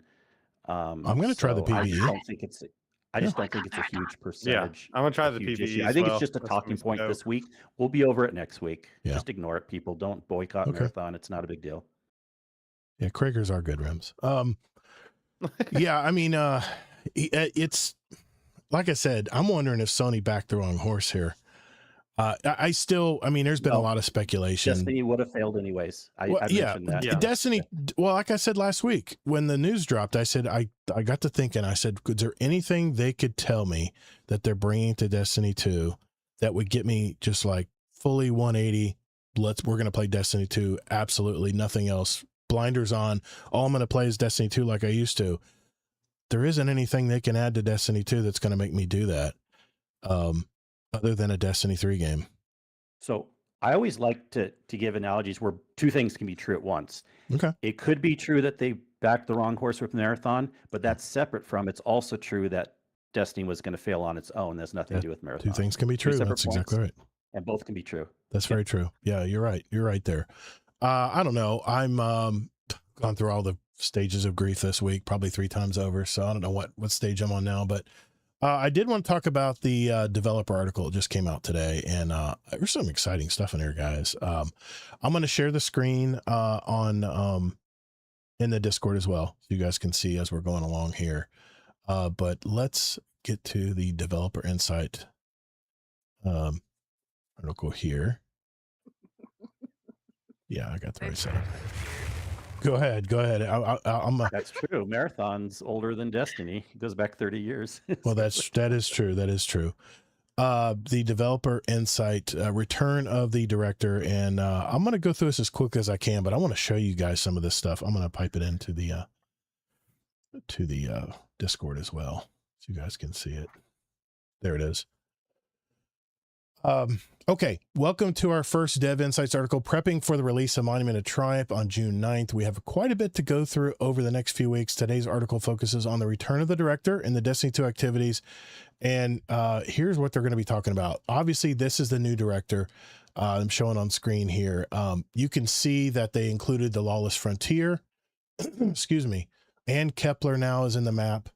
And they have all your activities. These are all your portal activities down at the bottom down here, raids and dungeons. These are all like sub-screen menus here. And this is the portal right here, I'm assuming. This is your Vanguard. Listening to audio cast, just look this up afterwards. Yeah, just look at it. I'm trying to describe it visually too. But the biggest thing I heard, Kingsley, what's the one thing I love doing in Destiny 2?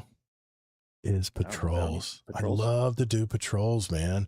Bounties. Patrols gave you it gives you clan XP. Changing your answer. You can't have it be both. It gives you clan XP. It moves your season pass bar. I mean, there's a lot of different things you can do, but what they're doing is they're making it really exciting to actually go back to the patrol space. And they even mentioned here in the that they, had kind of forgotten about the patrol areas. They were so focused on all these activities that they forgot about these patrol zones that we love to do. So They beg your pardon?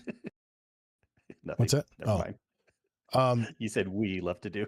well, I like to do. I think there's a lot of people in And are we. you sure this is exciting? Because they said it's harder versions. You don't like I the like harder. I like harder versions as long as there's good All loot right, for we'll it. see. But Mark anyway, my word in this podcast today, May 28th, we'll loop back in Okay. 2 months and see if you like this new activity. but in a nutshell, public events are going to mean something again. In fact, there's going to be two different ways you can upgrade. There's going to be the heroic versions, which are going to be a little harder, and then the regular versions. And they're saying that you'll be guaranteed tier 3 gear for a regular public event and tier 4 for the heroic versions. And you'll even have a chance to upgrade all the way to tier 5 loot. So, but there's these things called distortions, which they describe the distortions as it's kind of a remembering, where you're kind of remembering the past. They're kind of bringing back the past glory of Destiny with these distortions. And when you these distortions are an hour at a time, and they rotate between all the planets. And when they do, you actually have it'll actually raise your tiered loot up 1. So basically, if you do a heroic public event when there's just a distortion going on, say in Nessus, and if you look at this map right here, you'll notice you asking me what this red was here, Kingsley, on Nessus. That means that there's a distortion going on right now in Nessus, and it lasts for exactly an hour. It gives you a little countdown timer as well, and when that timer runs out, it automatically switches to another planet, which is kind of cool. But what they're doing on all of the, I guess they said the the world loot pool, that they're bringing back a lot of some of the old weapon group of weapons, and Cosmodrome, they're bringing back all of the Seraph weapons that we played with a long time ago. And the nice thing about it is now they're all tiered with multiple loot pools. You know, they have heel clip on here, surrounded, all kinds of different ways you can get these weapons. So they're not static rolls anymore. These are just some of the different things they were talking about. On Nessus, they're bringing back the echoing reprisal weapons, like the Plu Perfect here that they show in this. I love this auto rifle. This was one of the heavy hitting, slow firing, high impact frame auto rifles. This was a fun rifle to use, but the problem was back then it wasn't very strong, but it was really fun to use. And so the Plu Perfect weapons are coming back to Nessus. That makes perfect sense because it's all about the, you know, the Vex. So Europa, they're going to keep the same weapons that they've had there now, but of course all of these now are going to have up to tier 5 columns and stuff on them, which is kind of nice. And they said over the past few years, Destiny 2 has focused more attention on structured campaigns, exciting playlists, and challenging cooperative activities. This has led to patrol mode feeling a little left behind without strong rewards or clear reasons to return. And yes, I still ran them even though there was nothing really to get.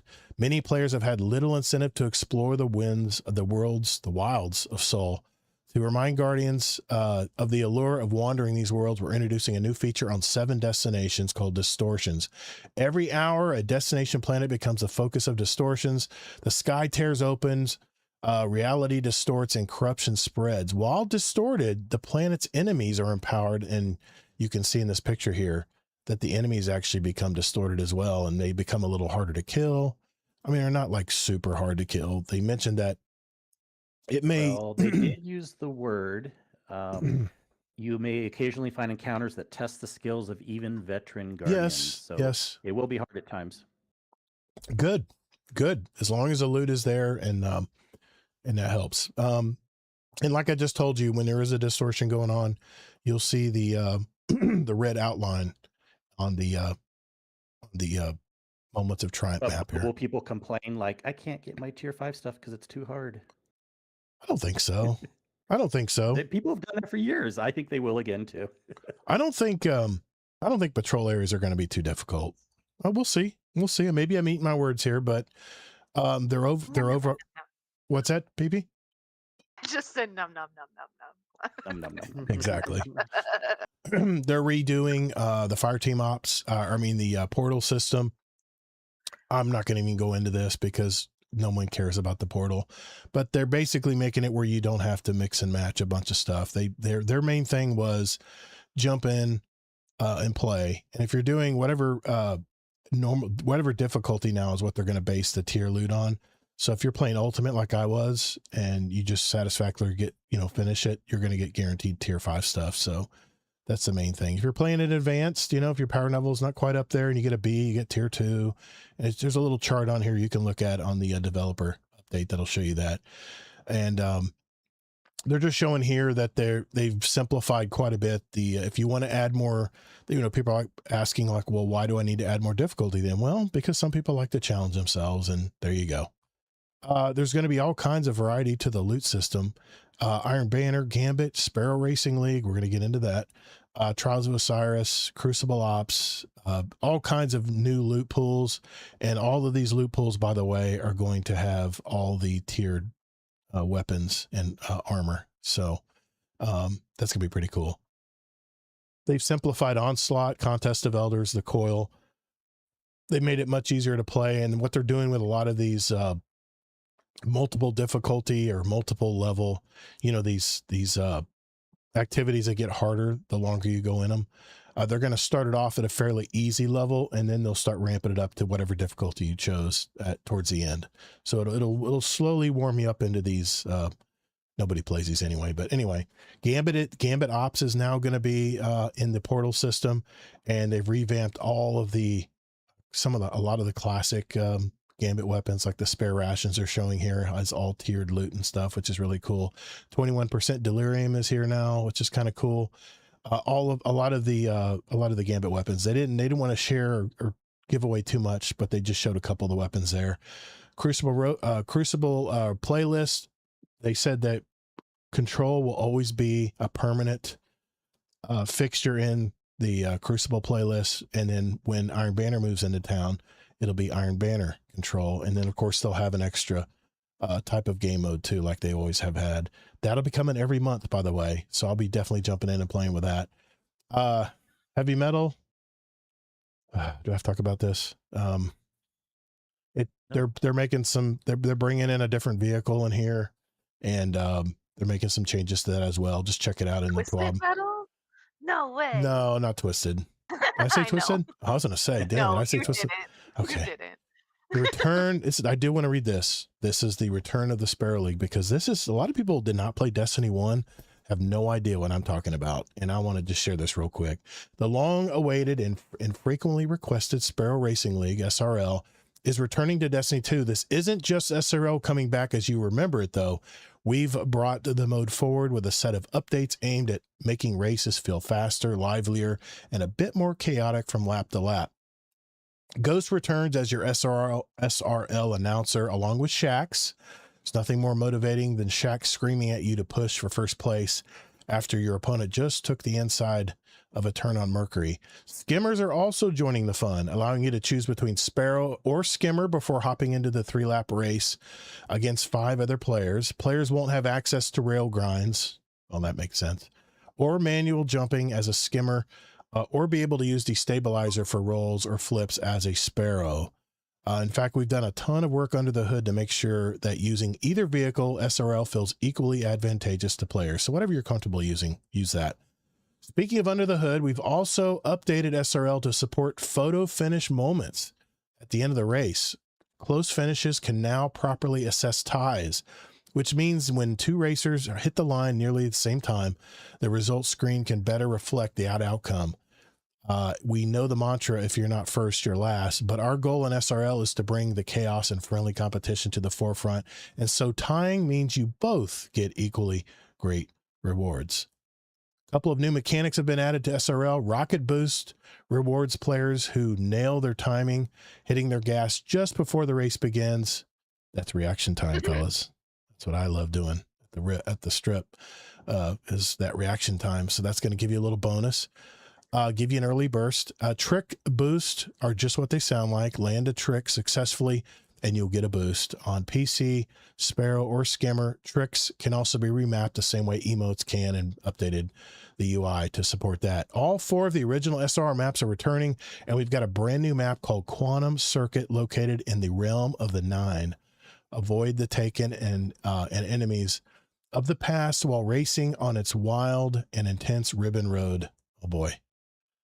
I don't have good times on that ribbon road. Additionally, speed boost pads will also be added to specific shortcut paths on all maps to offset any gates missed. A change that we think, I used to love using those shortcuts that we think will make taking riskier and tougher shortcuts more rewarding and viable. Finally, we've done some tuning on gate sizes, vehicle speeds, and rubber banding. I remember the rubber banding was so bad to keep the pack together while still rewarding strong racing lines, smart shortcuts, and well-timed boost.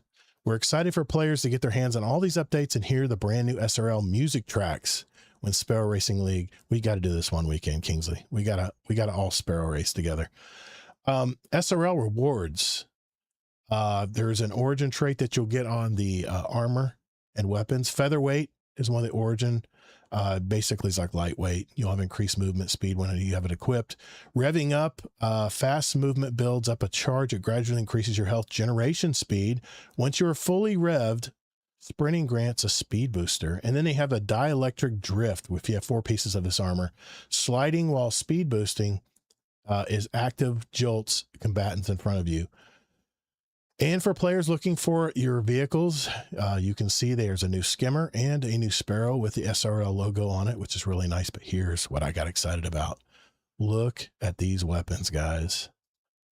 These looks really are cool. sexy as hell, man. These are sexy as hell, man. Tex Mechanica, Omelon. You got the Cassoid rocket launcher. You got the what is that? The Weist fusion rifle, and is that Suros? That's Hake. That's Hake. Oh, the bottom right. That looks good. Damn, that looks good. Even the sword looks good. It's got a purple sheen to it. So those of you who are listening now, check out the article. It shows a really nice picture of all these. Man, this gets me excited to play SRL. So yeah, we'll just have to see. But that's it. Are they bringing horns? Are they bringing horns? Yes, back? Horns are coming back. You'll be able to test them too. You'll be able to test them too. Okay.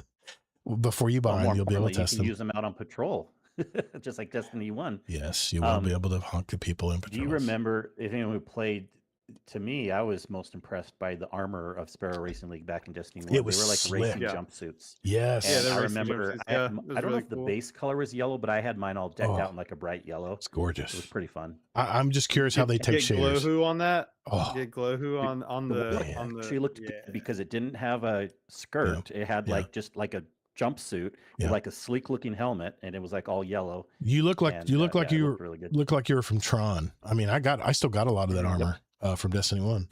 It's gorgeous stuff, man. It reminds me of Guardian Games. Guardian Games has a lot of slick stuff like that too. But yeah, SRL was really slick. I love they didn't show any of the armor, by the way. They want to leave something to be a surprise, you know? Thank goodness they're not telling us everything, but that's it. That's the entire article. Anything you wanted to add, Kingsley? Something I forgot mainly, or did I cover it pretty well? I mean, this is going to be one of the least interesting articles to me. They're going to have more stuff coming out with raids and stuff, and I'm still waiting to hear, I hope against hope, that the returning bosses aren't going to be only in Pantheon, or if they are, they'll have a normal version, because we need people to experience them again that don't want to do a sweat Pantheon version. Right. But other than that, for this week, I mean, I'm excited for new content. When I say content, I mean actual activities, not weapons. I'm like, couldn't care less. I mean, especially since the game is not going to be live service anymore. I already have really good weapons. So I don't know why I'm caring about grinding for these other ones. We need more weapons. More weapons. Thank you. But the activities, I'm definitely going to check out the distortions. I'm going to be checking out Sparrow Racing League tons. And I'm looking forward to when we get more details on the raid stuff. Yeah. I'm excited about doing patrols now. I hope they do something to Lost Sectors. I really do. That'd be really cool too. I don't think so. I know. They would have. I hope they put sparrows in Forza. That would be really cool. That would be. Yeah. Have it like a DLC pack or something, you know? They'll probably have it in that Star Wars racer game that's coming out, since they already have the Star Wars and Destiny. They'll probably have some kind of Destiny crossover with that. It would be kind of cool. Yeah, that's coming out soon too. The Pod Racers? I can't remember the name of it. Galactic Racers, I think. Racers, yeah. Yeah. I Something saw like that last night. I was going through the PlayStation store last night. I was like, I want that. I want that. Mm-hmm. And I was like, That no, game's no, gonna no. Chill out. One game at a time, Todd. Tomorrow they are going to be releasing a Sandbox developer inside article, raid and dungeon updates, a tower vendor attunement, and more in our second devs article tomorrow, and this week in Destiny. Unfortunately, we're live tonight, but for you audio listeners, I will talk about it and put it in post. So just know that it'll be in our audio version of our podcast. Sorry, guys, it won't be in tonight because we haven't had it yet. We don't have it, so we But can only check talk us about out what's in in the front of us. Discord. You can get all the info Exactly. there too.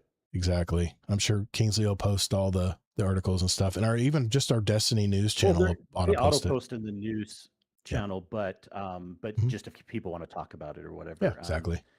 Yeah. Yeah.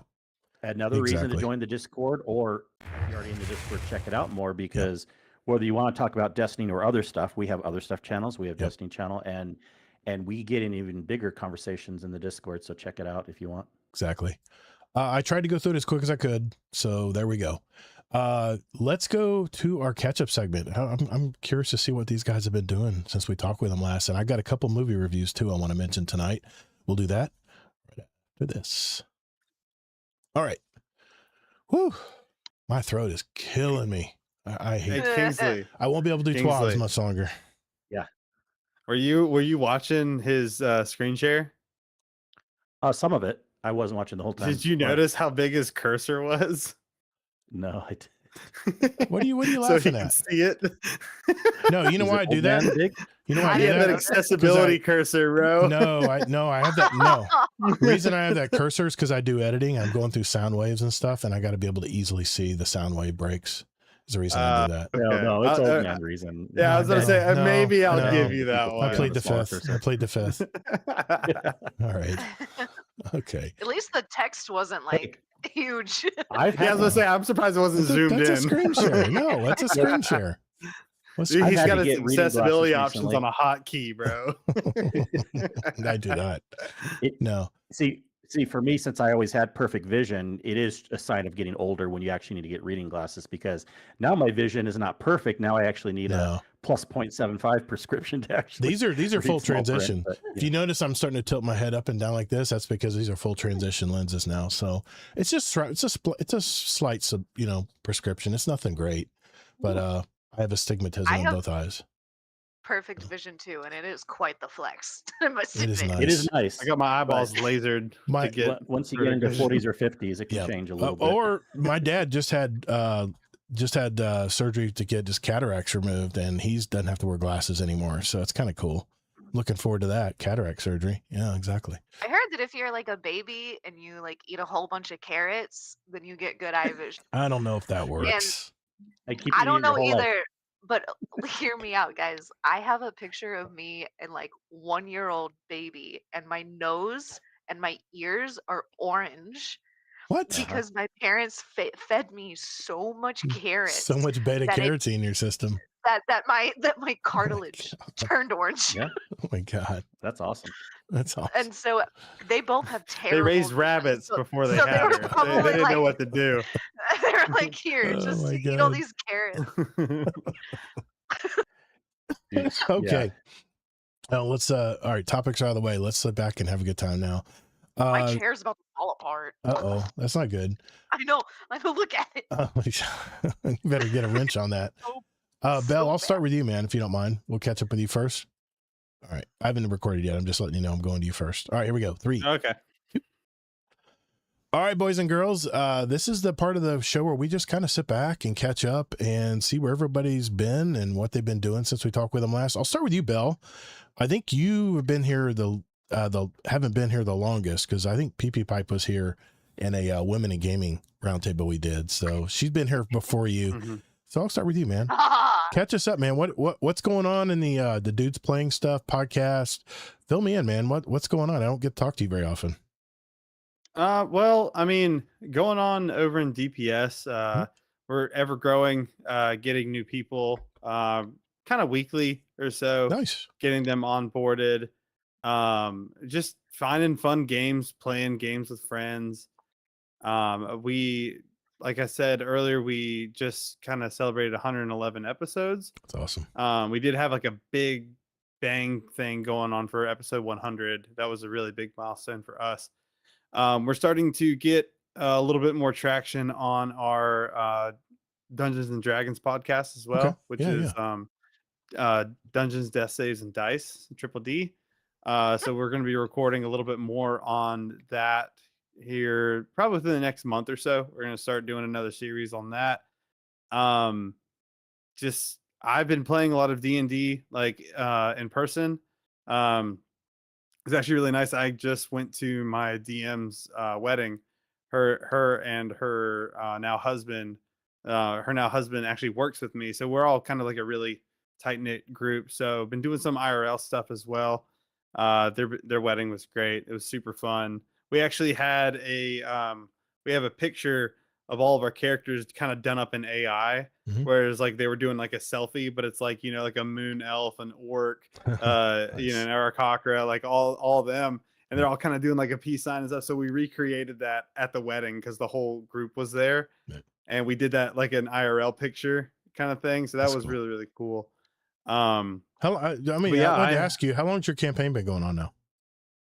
Your D&D. the IRL one, Mhm. probably it's over a year now. Wow.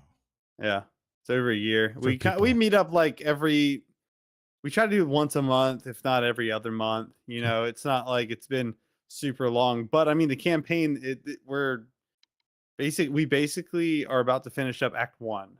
Okay. We're on the last part of like the final boss. Wow. And then there's 3 acts. So this is going to be going on for another couple of years probably. Oh, that's crazy, man. Yeah. That's Yeah. awesome.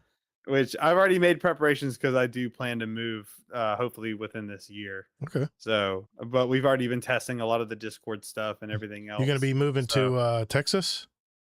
Yep, that's the plan. That is the plan. Nice, man.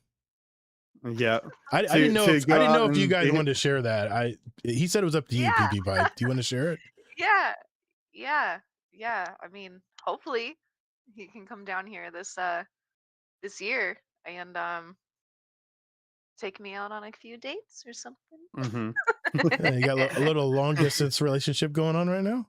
Yeah. I like it. Yeah. Nice. I've been trying to fly out there or fly her here at least every 2 to 3 months. Oh, wow. So, yeah, I'll be going out there here in about 3 weeks or so. Cool deal, man. That's awesome. Mm-hmm. Well, Yeah, just so know there's you going to be you met in GDC. Yes. I want yes, full we credit. did. I want Yes, full we credit. did. Yes, right. we did. Okay. Yes, we did. The wedding will be a live show. Okay? Nice. I love it. And you're not invited, Todd. No, I'm just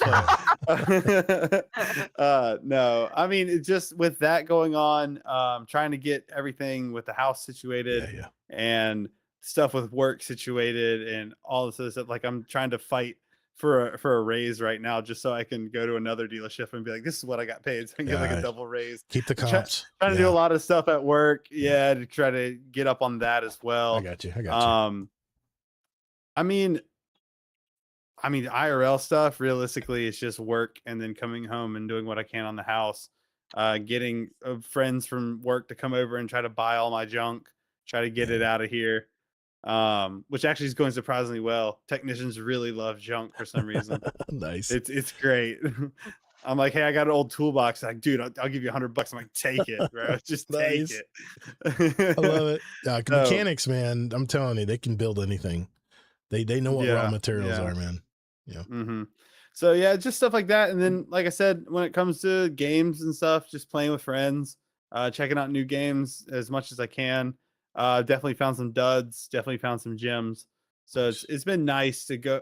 Like the past 2-3 years, I've been on that journey since I stopped playing Destiny 2 at the end of Final Shape. Yeah, because I did not want to be a part of the the episodes or echoes or whatever they called those things. Right. I was like, I played a little bit of the first one. I was like, nah, this is it for me.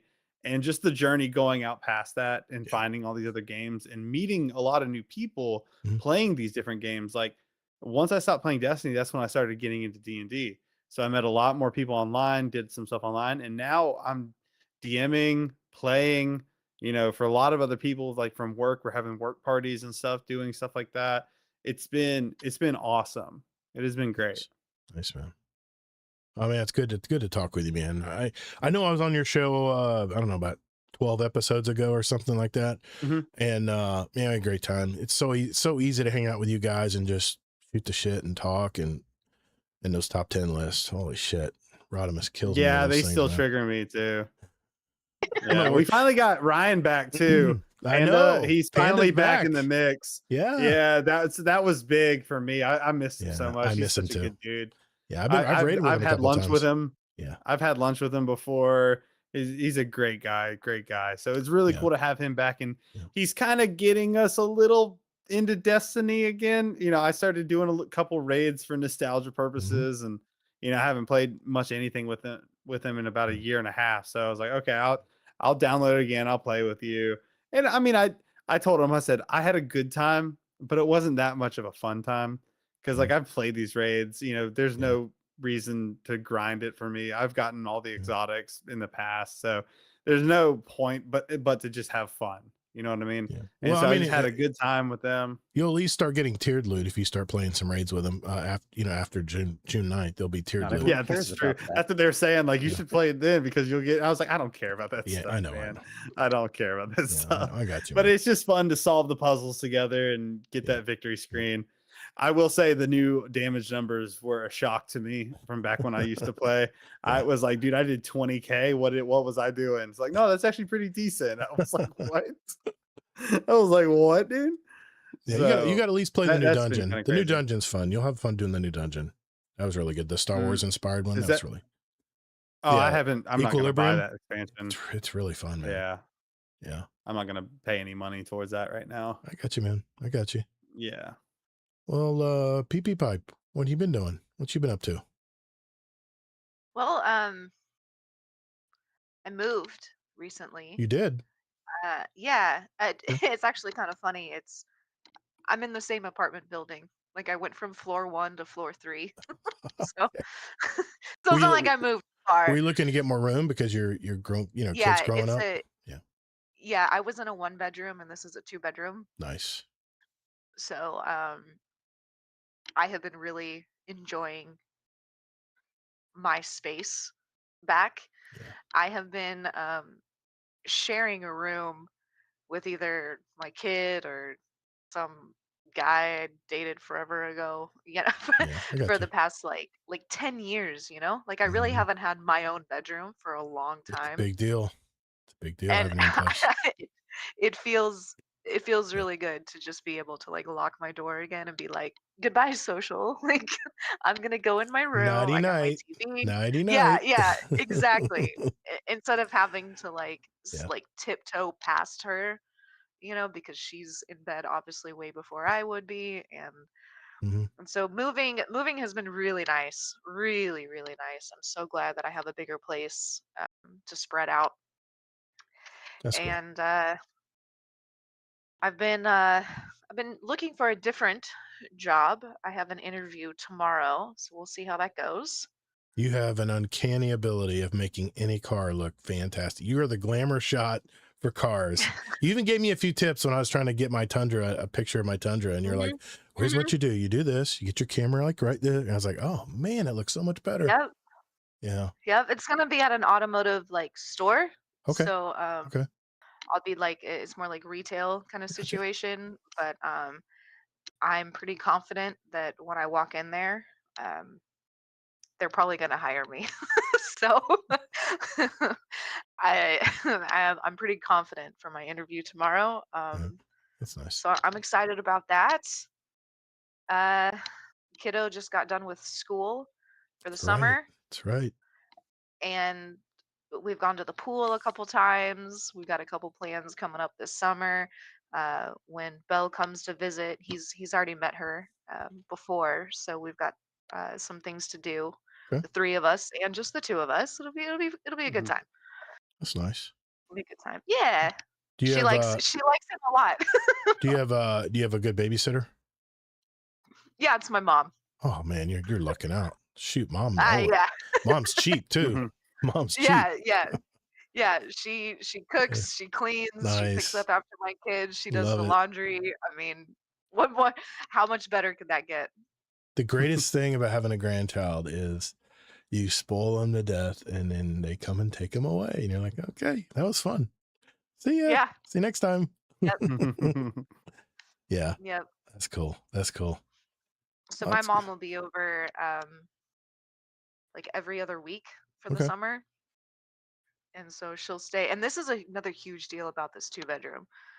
And so when she comes to stay, she doesn't have to stay on the couch anymore. Nice. She can actually stay in kiddo's room because she's got a bunk bed. Oh, perfect. So it's like my mom, my kid are way over there. And the way the apartment is set up is like one bedroom is on Mhm. one side, the other bedroom's on the other side, the Split. living space is in the middle. Nice. So it's really nice to be able to play games, get on my headset, watch movies without thinking that I'm disturbing them. Gotcha. Yeah, housing, they call it a split plan. It was big in the 70s and 80s because no one wanted their kids to wake them up or whatever else was going on in the house. But you know what I'm saying. But Exactly. yeah, it's nice. That's definitely nice. Yeah, that's And really she's cool. not like a little kid anymore. You know, she's not 2 or 3 Yeah. where I need to like really like hone in and watch her. No, I mean, she's 9 years old. She's Mhm. getting dressed by herself. She showers by herself. She's She does keeping her herself hair. busy. That's the one thing I Yeah. noticed about my 2-year-old grandson is you got to keep an eye on him, man. His little legs are pumping, man. You got to, where the hell did he go? And our house isn't our house isn't childproof, so we're like eagle eye like all the time. But, for sure. Yeah. That is so cool. Well, hey, good luck on the job tomorrow. Good luck on that. Thank you. Thank you. Yeah, it's good to see you guys. It's a lot of fun. Kingsley Mack, you want to bring us to speed? What you've been doing this week, man? What's going on? Yeah, wanted to talk about TV stuff and gaming stuff. Well, definitely want to talk about the one thing, the Survivor finale. Yeah. So I forgot this. Oh no! We Yeah, won't do you spoil watch it. it? I'm kidding. No. Okay. I'm Okay. No, because I could. Okay. All I right, do, cool. but I haven't So- watched the most recent one. Okay.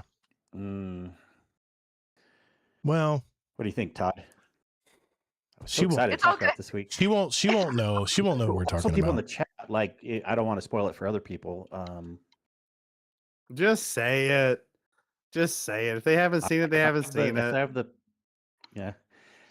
Anyways, I just wanted to first go back a little bit. Like, I forgot that Todd occasionally watches it. Also, the headphones are off. I see. In the I videos. haven't watched Survivor in a decade, and when I heard 50 was coming out, and I heard that a lot of the people that I watched were on the show. I was like, oh, I was rooting for the old people, man. I was rooting for the OGs. Anyway, go ahead. Yeah, like I watched it every year for many years, and then I kind of died off a little bit 8-ish years ago and watched a few here and there. But finally coming back for season 50 and kind of being like a returning player type thing, I'm like, I gotta watch this again. Yeah. And it's an excellent season. Oh, it's really good. Now, first so of many all, twists. You liked Hugh Becky, you weirdo. There were a lot of twists, man. I loved it. I But mean, you liked Hugh Becky. I just love the fact that the fans decided on a lot of the different things. I like that guy. Yeah, I like that guy. He's a professor, right? Yeah. Anyways, okay. Who were you happy with? Who won? Who did you want to win?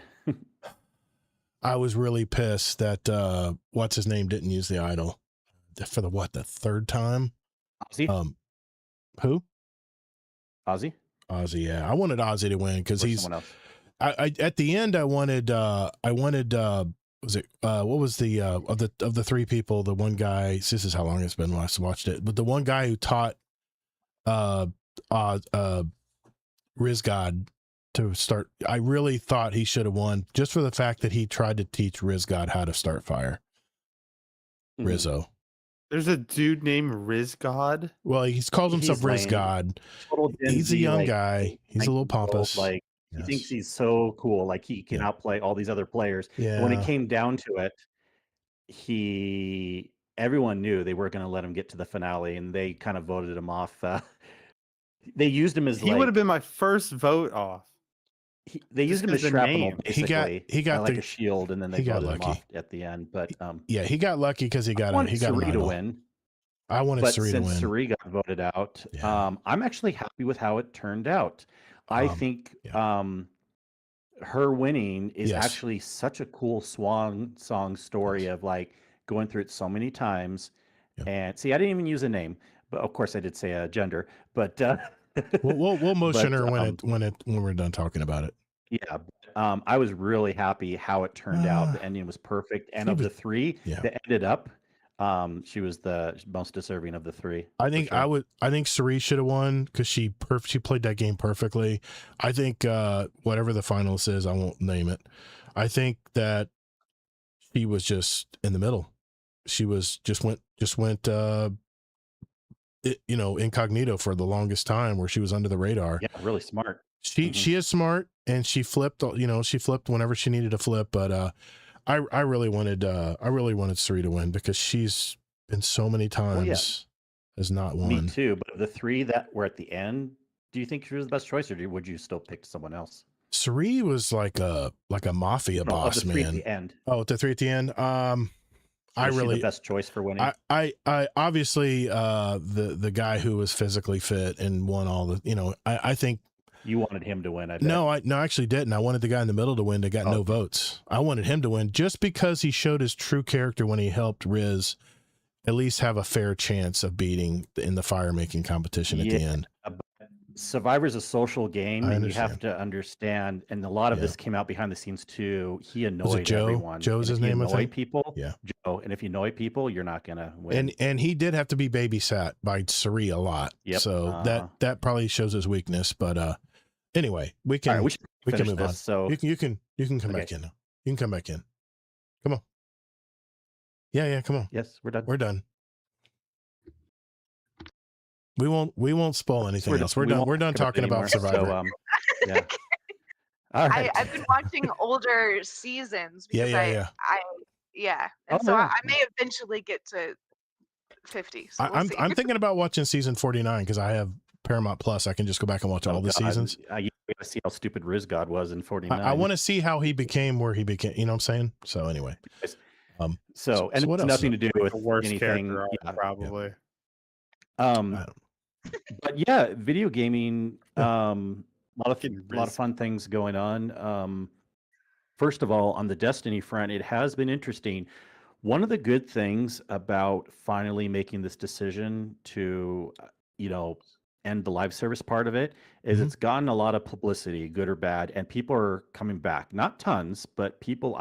We've been raiding tons this last weekend, and I know it was Memorial Day weekend also, so that was maybe a little out of the blue, but people are wanting to raid again and do certain things. So shout out to all the raids I've been in. It's been a lot of fun. Nice. It's not like this is going to stay forever, but while people are interested in raiding, it'll be fun for me. That's for sure. Nice, man.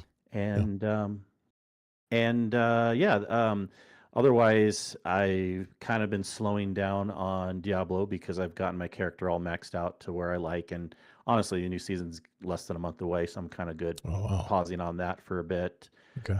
I was going to go back a little bit into Warframe. I was thinking I did a little bit of Division. I need to do some more because the final capstone seasonal mission is out, but I may want to wait to group up with some buds there like a Zombie or HE Tech or something, because I actually do, now that even more so than Destiny, now I'm at a certain point of, this goes back to our earlier conversation with Division. I've done all the stuff solo that I want to do. Now I only want to play that game with friends because a couple of reasons, because the things are going to be group up a lot of times anyways, but it's just a good experience playing with friends in Division. But I was trying to think last night, I'm like, I kind of do want a palate cleanser of live service. I mean, I was also, like Warframe, Diablo, tons, Destiny, Division. I'm like, which single player? And I know there's new ones. Like I almost downloaded Pragmata, and I still think I want to get into that game because I know it's good. But I re-downloaded last night, and I'm happy. It's not a bad decision. I know some people really love this game too. I re-downloaded Cyberpunk. I'm gonna be so excited playing through that game. That's such a good game. Yeah, I still got it too. It's in my library. I just took it the off the amount of detail that they put in really is freaking amazing. So the eye candy is there for me. Like just every corner you turn, there's just so much detail of everything. Okay. And the quests are really fun. The music is a banger the whole way through the game. It's Keanu Reeves too. Yeah, so I'm just really excited to kind of just have a palette because it's been a while since I played that game, and Yeah. it'll be newish for me going through it again, and probably making different decisions too. There's some light RPG to it. You can spec into some points here and there, and that's kind of like my style. I'm more of an action RPG light type of guy, so like a game like Cyberpunk that has tons of exploration is really fun for me. I saw you had it on last night. I was like, oh wow, I was surprised. I didn't know you were into Cyberpunk. That's cool. Oh, I played through the whole thing in the campaign before, but I'm just gonna be doing it again. Nice, man. Kingsley, didn't you get Soulframe? Yes, and I need to do that some more too. The new Prelude completely changed the prisms. So like you don't have the actual like triangular prisms anymore. You have a dot on one prism and you can move it and it actually changes your stats either for spirit, courage, or that's good. Yeah. So they reworked that and it's way more intuitive now and it's way better for like build crafting in the game. Oh, I got you. Well, I never thought it was, and I haven't played it that much, but I never thought it was like bad or anything or not intuitive. But like I think what you're mentioning will be good, and they're working on it. They're doing good things. I do have to mention that did remind me of one other thing. It's not a fair review yet. It's just an early review, but I hopped into World of Warcraft. I saw that too. I saw that too. I did. What? That is a surprise. What is going on here? Holy crap. I don't know. What am I going to say? See, I know. I almost pulled that trigger a while ago and then something else came out. And I was like, okay, good. I didn't do it. Yeah. No, I know better. I played WoW. I did. I spent a long time into it because this game is obviously heavier on the RPG side. Yeah. And for me, I prefer and look, I know it's a game that's just been built upon for years, but I think that the menus, the interface, and everything's pretty janky. I think the movement's kind of janky. I think the action part's kind of slow. Of like, it's rotations. It's not really like action RPG. It's like you stand there and do your rotation, and hopefully, something procs well, and into it. I'm gonna try to be fair, but like once I started seeing that, it just didn't get me as excited to like put a lot of time into it right away. So I need to put a couple more hours in before I'm a little more fair. But I know even that's not fair because that's gonna be scratching the surface 0.15%. But like, still though, I mean, like I kept seeing it next to Diablo in the Blizzard launcher. I'm like, okay, I'll download it finally. Yeah. So. I've been watching. So to be determined. I don't know why I just said this. I was thinking about that whole Survivor shit. Yeah. I've been watching Lost. Oh. I never saw it before. Oh wow. Oh. And so my friend told me that they were watching it, and I was like, what's that about? And so I started season 1. I didn't realize that each season had like 20 episodes. Okay. It's huge. And so I'm at the very end of season 2. I believe there's 5 seasons. So I just got to the end of it. No spoilies, but no, I won't. It was it's been great, man. I'm addicted to it. I've been watching like 2 or 3 a day. You got to watch it. I've watched it all the way through 3 times, and I still learn new things. So you can learn new. There's so much secret and lore built in there that there's like whole Wikipedia Reddits and things you can go to of just figuring it all out. But like, yeah, that show is one of my top shows of all time. I've watched a few different series multiple times. Like I've watched Severance multiple times. I've watched Breaking Bad. I've watched Weeds multiple times. I am a very, what is that called when you have like your comfort shows or your like comfort games, or whatever. Like I'll sit there and play Sims and watch a show from 2009 and I don't give any. Yeah, I just enjoy my my comfort space. Yeah. I am glad though that when I started Destiny, I came in as a kindergarten and I graduated a kindergarten. So hey, I didn't go nowhere. But yeah, Tinker Khan. Look up Lost on Google. It's a 90s show. It's really No, good. it's not. It's 2000s. All right, aughts. Little tiny thing. It's people that crashed onto an island, and the island's kind of weird. It came I'll out just say that. 2004. Yeah. 2004. Okay. Mhm. Yeah. So Okay. that's been Yeah, great. there's been Think of like yeah.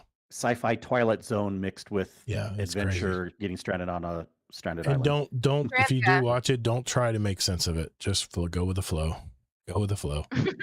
Because at the end, it'll kind of explain. That's all I'll say. Yeah. Okay. Not everything though. Did you get a chance to talk about everything, Kingsley? I want to make sure I didn't cut you off. I am else you wanna great. mention? Okay. Pass the time over to you. I'll be pretty quick here because we have some questions I want to answer before we go tonight. I've kind of hit the wall on Arc Raiders. I'll jump in and play a couple raids. They call them raids. I'll play a couple games, just to jump in and look around and admire the world, which is just beautiful. But I actually decided to fire up several games this week. I've actually tried Division 2. I played a few hours of that. Diablo 4. I think I've got about 4 hours in that.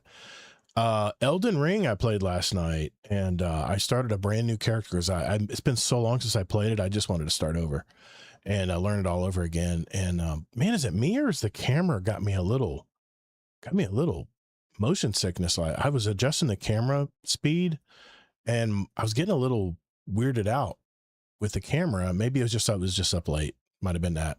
I played a new game, or not a new game, but Metaphor Refantasio. That is a strange game, man. But I tell you what, it's an anime game, and the art style is really funky on it. But I'd never thought you would play a JRPG, dude. And look, I said, you know what? Holy crap! I'm in that. I'm shocked, surprised, and proud. I'm in that mode where I'm trying to find the next thing that's going to grab me, and it was a lot of front end stuff to watch, and when I first started the game up. But I played Pragmata. That is going to be a fun game. The hacking the controls are very easy. They come to me very quickly, being a Destiny player, and it's very much in space. The story makes sense. It's really fun. You already are kind of feeling for the android girl that is hanging on your back all the time. And I've only got about an hour and a half into that game, but I got through the first prologue part, and that's gonna be a fun game. I definitely can't wait to play that. I actually downloaded Helldivers 2, Jedi Survivor, and Hogwarts Legacy. Those are all very well priced on PlayStation Plus. Hogwarts Legacy was free. I love Hogwarts. I played heavily that game. Loves that game, and if Sin likes that game, me and him have very similar play styles. I loved it too. Oh, okay. I got to try it out. I got to at least see what it's about. For some reason, I would love to play Helldivers with you. I didn't finish Hogwarts. Being an exterminator. I really enjoyed it. You're shooting bugs. I mean, and Starship Troopers. Come on, man. That was like one of my favorite cult movies of all time. I also have Borderlands. Dude, I would drop so many stratagems on you. Okay. I see. That's the thing.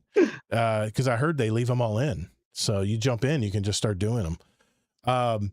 I've got Borderlands 4 queued up. I want to finish what we started there, Kingsley. I got Star Wars Outlaw queued up as well. Star Wars Outlaws was a really good price. You said that was a good game. Diablo with you than Borderlands. Yeah. So, and let me ask you this: the leveling up I'm doing right now in Diablo 4, that's all going to reset in a few weeks for the seasonal thing. For the seasonal stuff, yeah, but you don't lose the character. I know, but it doesn't suck. The level the character stays the same. It's just you have to what? I haven't even gotten into the seasonal stuff yet. I'm just doing the prologue. I'll figure it out. Don't act surprised again. We've explained this a million times. It's like Marathon 2. But how Diablo works is the main part of the game is seasonal stuff. And so you're supposed to create new characters, and it's all new stuff when a new season comes around. But your characters don't go poof at the end. They get converted to an Eternal Realm character. You can still run around on that if you really want, but you won't be able to do the new seasonal stuff. Okay, that's fine. I'm not even there yet. I'm still in the prologue stuff. I'm still playing the story. I'm playing the campaign. That's what everybody told me to do. So yeah, playing the main story. The character's not going to go poof, especially for campaign. Okay, good. Yeah. Okay. We kind of chilled out with the raid team this week, and we played some private Jackbox games. And man, I got to tell you, that was a lot of fun. I love Jackbox. I mean, I actually played the first 90s games where they were called You Don't Know Jack back then. They were trivia games. Me too. I played them on my PC like at night just against the computer, and it was so much fun. Yes. I love that yes. game. I was And always that too. freaking You out at don't the know end, Jack. trying to punch all the names at the end. It was always so much fun. And The you ran out of time. music is so Yes, like it's daunting. so good, so good. That brought back some member berries.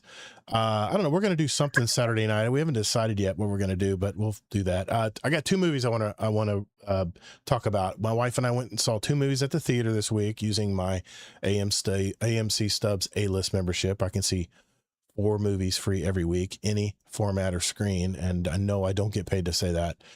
We first saw a new action movie called In the Gray. It's starring Jake Gyllenhaal and Henry Cavill. Rosamund Pike and Aiza Gonzalez also starred in this. It's about a high-level corporate company that loans money to these black market billionaires.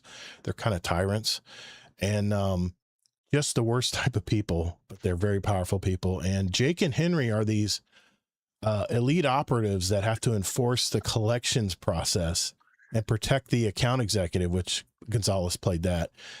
It's your typical kick-ass action flick, but it's Guy Ritchie, man. When Guy Ritchie's behind the movie, it's a little bit more nuanced. It's not just your normal action flick. I really enjoyed it. I was entertained, especially the banter between Jake and Henry. The comedy lines were really funny. Solid action film. I gave it 4 stars. Very good movie. Definitely want to see that when it comes out to the streaming services. The other film I saw in the Dolby Theater just last night was The Mandalorian and Grogu. This is the popular series, if you don't know, but this is the movie adaptation of it, and it takes place after the fall of the Empire, where the warlords are kind of absorbing power in the Outer Rim, and Mando comes in and is in the process of hunting down bosses from the Empire's forces that have become, these warlords. I don't want to give anything away, but I'll just say that if you've seen the series, you'll enjoy the movie. The writing to me was a little weak. Reminded me of the old Star Wars movies where the dialogue was really plain, especially with Sigourney Weaver, just really terrible dialogue. But I was able to overlook it because I'm a Star Wars fan, and the most part, it's a fun movie to watch. Just don't expect any major plot twist or any lore or anything to be popping in. It was really good. They really focused on the Hutt family. That was really cool. And it's a good film. 3.5 stars. If you do see it, make sure you watch it on IMAX or Dolby if you're going to actually pay money to go watch it at the theater. Don't watch it on a regular screen. That's a total waste. So that was me. That's me this week. Hey, before we go tonight, we got some questions in the Discord that I want to make sure we answer, and we'll do that right after this. All right, we got some questions in the Discord. I want to make sure that we answer tonight. Some pretty good questions. So give me a sec here. I'm going to pull them up and rest And my it's okay voice. to watch it on a regular screen, people, if that's what you want to do. Just like if you watch it on your house later, that's a regular screen. Well, yeah, if you have surround system at home, then yeah, that's okay. I'm gonna take me and myself. Oh my gosh, out not on being a so hill elitist right now. real quick. Some people but don't have that. I'll still hear. I'll still hear. All right. We're going to jump into the Destiny questions first, since that's on top of everybody's mind right now. Okay, here we go. And you guys, we'll pass the talking stick if you guys want to share your opinions on these. All right, here we go. I'm just gonna mute this one. 3, 2. All right, boys and girls, it is that time of our show. Before we go tonight, I want to answer some questions from our community. And External Barge had a question. He said, should Bungie be held accountable for lying to the Destiny community, saying Destiny wasn't going anywhere? If you remember, Luke Smith did say something to that effect, that Destiny wasn't going anywhere. And I mean, what do you guys think? Is it considered lying? Or, I mean, the way I No. look at it, things change. And Yeah, things change. nobody has a crystal ball. They can't guarantee. You can't hold someone to what they say 10 years later being the same. Yeah. It wasn't that much time that passed, but they were saying it for the moment in the foreseeable future. Right. I think if we look back, that was a few to several years ago. Yeah. And That was. but also things change. Like, you say, like, I'm not going to get in an accident or whatever. Things happen, but Yeah. they were. It would only be if like we found out at the time that like, ha ha ha, we're saying this as a trick, but like that stuff information that would have leaked out by now. So they Remember, had all intentions at the time. It wasn't a lie. Luke Smith doesn't work at Bungie anymore, and it didn't matter because Sony now owns Bungie, so he really doesn't have any say in this. So I don't know. I'm still going by last week's article. It's so cryptic the way they phrased everything, and I want to think it's copium, but I don't know. We'll see if there's something mysterious going on there. We won't know this week, so there's no reason to speculate on it. Thank you, External Barge. Appreciate that question, man. Next question is from Vampire the Gator. Have you signed the petition for Destiny 3 yet? There's a petition going around from change.org. I think last time I checked, they're at 250,000 signatures so far. I did sign it. I think, Kingsley, you did it too, right? Where we're petitioning Sony to make a Destiny 3 game. And I don't know if it'll make any difference at all. I really don't know. I mean, Kingsley, you think It it'll? won't. I think so. No. Yeah. But the reason why I still like to sign something like this is because it's a data point where like maybe 10 years down the road, they can say like, we'll consider doing something because there was a big interest afterwards when they shut it down. Mm-hmm. But it's not going to do anything, at least not anything in the near term to medium term. Tanker Callan had a question. With Destiny 2 losing live service updates, what if Bungie made a single-player game about Drifter's origins? This question popped up in my mind knowing Sony loves those single-player IPs. I have been talking about going back and doing separate character, let's talk about Ikora. Let's talk about, Valis. Let's talk about all these people, there's so much lore in this series. I'm really surprised they never came out with some type of streaming series, animated or not, about Destiny, because it's such a rich game when it comes to characters and development and all that stuff. I don't know. Well, with this one, Yeah. it's easy. It's not that they have a shortage of ideas. They were pitching all sorts of things, but it's about the money. I think they're They don't still have money pitching for that. They Yeah. don't have money for any idea right now. I think they're scrambling. They're pitching all kinds of things right now. What do you think there, Bill? You think break out single player IPs with different characters of Destiny? Would that be something that interests you, or?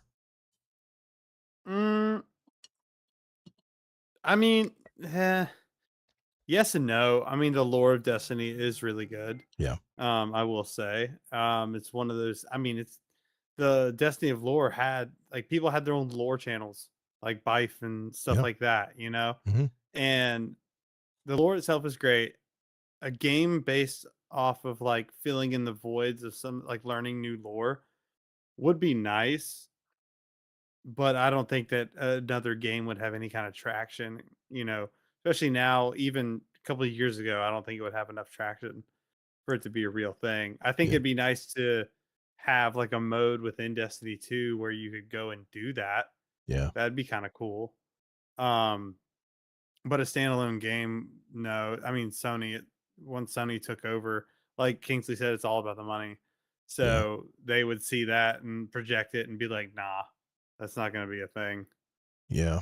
I wish it. I definitely wish it, because I love to learn more about these characters. I really thought they would go back, and that's the direction they were going, is it's going back to talk about the Battle of Six Fronts, and how Shaxx and Zavala got into a little tiff over battle lines and not covering each other and things like that. I think that would be a good story basis, but like you said, it all costs money. So Tanker Callan, thanks for that question. Appreciate that. I'm just trying to speed run these because there's a lot of them this week. Kilvin, with this being the last content update, I'm curious what you guys will miss the most. No new stories, weapons, encounters, or something completely different from that.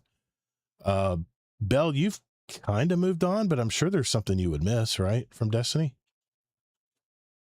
The thing I miss the most about Destiny is the flexibility of play. Mm-hmm. Because like you could be doing back when like the seasonal stuff and your rotational stuff kind of meant something, you could be doing that, and then your buddy could be like, hey, we're about to do some private matches in Crucible, do you want to like jump in real quick? Yeah, Right. dude. You go in there, play for a couple of hours, and then it's like, hey, now that we're done with this, do you want to run a dungeon or you want to go do a raid? Right. And it's like, yeah, dude, it was the flexibility of that game was Yep. really, really nice. And like, Crucible had, certain guns that you could use in PvE. PvE had certain guns that were really good in PvP. Right. So it was a really nice kind of like how one thing would lead to another in the game. But besides that, I don't really miss too much about it. Uh, To answer this question, Go for it. like for new stuff coming out that we won't have anymore, what I would miss the most is obviously no more new raids, and Yeah. then probably second place would be cool activities. Not all the seasonal activities are always cool, but some are pretty darn cool, and it's all about the content for me. So like, yeah, I'll have fun raiding with people down the road when we get groups together, but with no new content, I am not hopping in Destiny unless there's some friend group thing going on. Yeah. Because there's no, I mean, we're still getting the new activity, the patrol incursion things, whatever the hell they're called. I'll check that out, be excited, check that out and everything. But going forward, of course, is what this question's saying, like afterwards. And What do you this think, may be Pat? a really Yeah, go ahead. dumb question, because I haven't played Destiny a ton. Like I'm pretty sure I came in at like Witch Queen and I left even before the final shape. Mhm. So and so my silly question is, if I were to log in to Destiny now, would I still be able to finish things that I wanted to? Absolutely. If you Because bought I'm it. quite the like completionist, and so Mhm. I would want to be able to go back into the game and uh, kind of like a game that I put like on the shelf. Sure. Like I can come back to it and play solo or play with somebody, but yeah, I guess my question is if I were to log in, I could still go finish what I started. The only thing that's missing from Destiny 2 is the Red War campaign, that and the Leviathan raid. So anything else is, I mean, obviously the seasonal stuff, no, you've missed that. But the final shape, the main campaigns, the main DLCs, absolutely, it's still there. They're actually going to be bundling everything into one really good price. In fact, I've already heard that PlayStation Plus, they're already lining it up for all of it to be free on PlayStation Plus or at some kind of discounted price. So it could be a good time because they're going to discount even separate DLCs. If you want to buy it a la carte, they're discounting that too for its final markdown too. Price, So because it is going to literally be everything. Always in the Yeah. past, they wouldn't include. right, There was still a few things they wouldn't include, like the 30th anniversary or the dungeon key shit or something like Right. that. But if everything, literally everything, all raids, dungeons, like 30th anniversary stuff is like, let's say like $25, Yeah. for some people it might be worth it because then there's no question that you'll get all the raid stuff or whatever too that you might have missed out on. But to answer but Kelvin, what price? I don't think it could go any higher than that because No. yeah, it's not live service anymore, but they're still keeping the game running. They're not turning off the servers. And from what I can tell, I don't see that changing anytime within at least a year to year and a half. Right. Sure, things could change a year down the road from now. They change their mind or whatever. But, what do you think? I think it shouldn't be much more than about 25 for everything. maybe $30, big bundle, $30 for everything. I mean, my God, if you knew how I think much 25. how many thousands of hours there are in that content to keep you busy. Yeah, but it's old and not Exactly. live service anymore. So yeah. The one thing that I'm definitely going to miss, Kelvin, and this will probably hit me later after everything's dropped in June. I'm going to miss that first day of running the brand new DLC campaigns. That first day of jumping into the story to see what we're talking about next, I'm really going to miss the fact that the prophecy saga, we're never going to know how that ends. That's what I'm going to miss. But yeah, it wasn't that good of a story anyways. I think it could have been, but I thought the prophecy campaign that we've played so far was fun. But anyway, that's just me. Thanks, Kelvin. Appreciate it. The missions were fun, but the story, it was like 10% as good as the Final Shape story, in my opinion. But well, I mean, Final Shape's the pinnacle. I mean, I might even go back and replay, because I have several accounts. I might actually go back and play the Final Shape campaign again on one of my other accounts just to reminisce. Zombie Pops. To add to the question, do you think the petition would work? I think we all agree that answered. we don't. I don't know if we think it's going to make any difference. Even if they had 1 million signatures, I don't know, man. Executives at Sony, I don't think it's not so much also about Sony paying attention or Bungie, but let's say they do get 1 million signatures, it's still something to be written in the history books. You know what I mean? Like that many people were excited for, if there can be something else down the road. Yeah. And again, I would prefer a whole new game. That's first priority, like another PvE game, Bungie style, that's similar-ish to Destiny. But then my second most preference would be a Destiny 3. Okay, some non-Destiny questions here.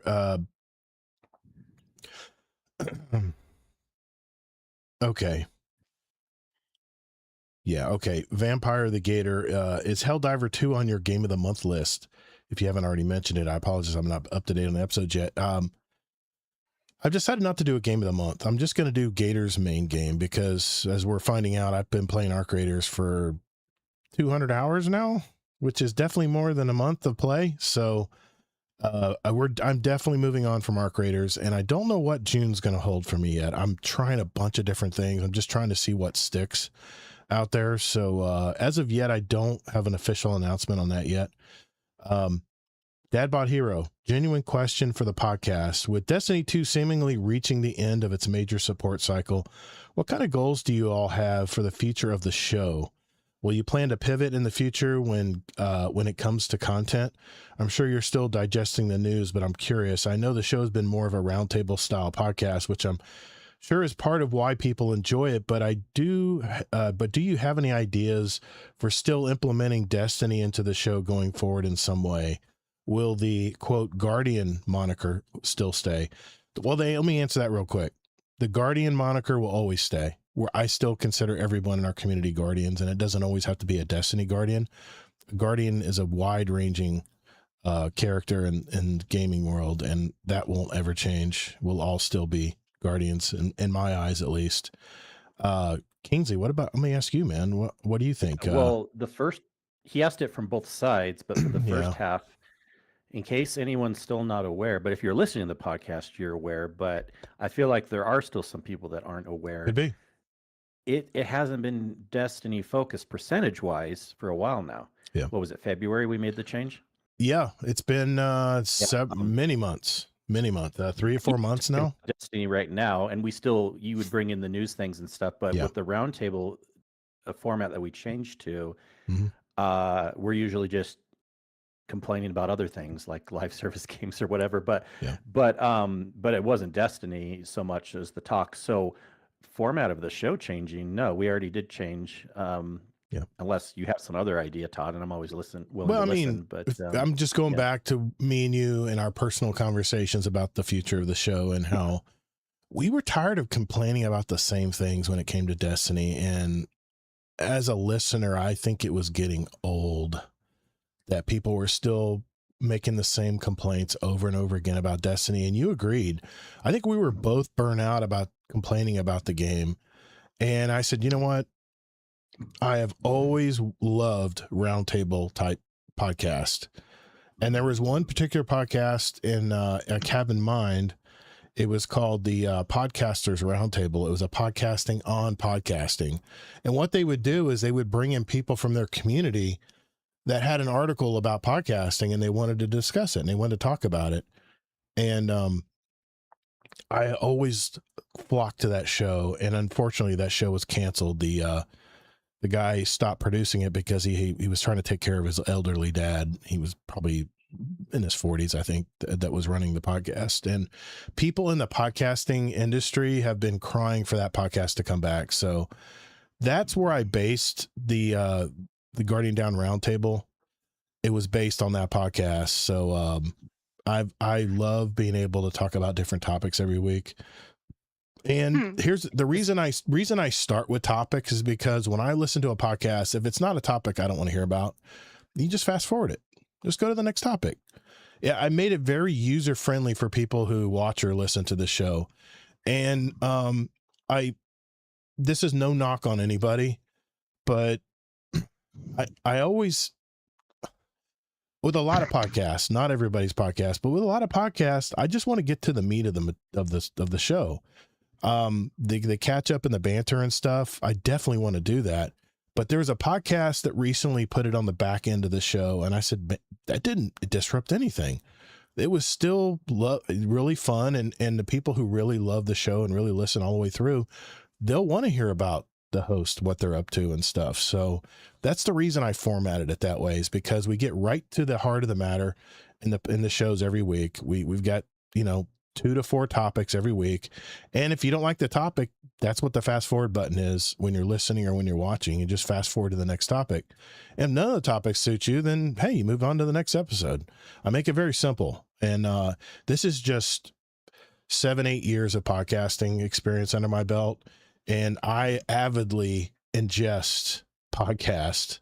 So I hear what others are doing in the podcasting world, and I've kind of curtailed it to what I like in podcasting and kind of merged it a little bit with what Kingsley likes, and we've come up with this new format, and we've done it we've already made the switch, Dad Bod Hero, so we made that switch a long time ago. But if there's some news in Destiny, like we hear a leak or something about a future game or something, obviously we're going to talk about it. We'll always have that in mind, but I don't think we're going to have a Destiny Roundup segment down the road because, let's face it, there's not going to be anything to talk about. There won't be any more TWABs, probably 2 or 3 weeks after June 9th. That's probably when the TWABs years ago. Is there going to be a speed run? Oh, yeah, I still do that.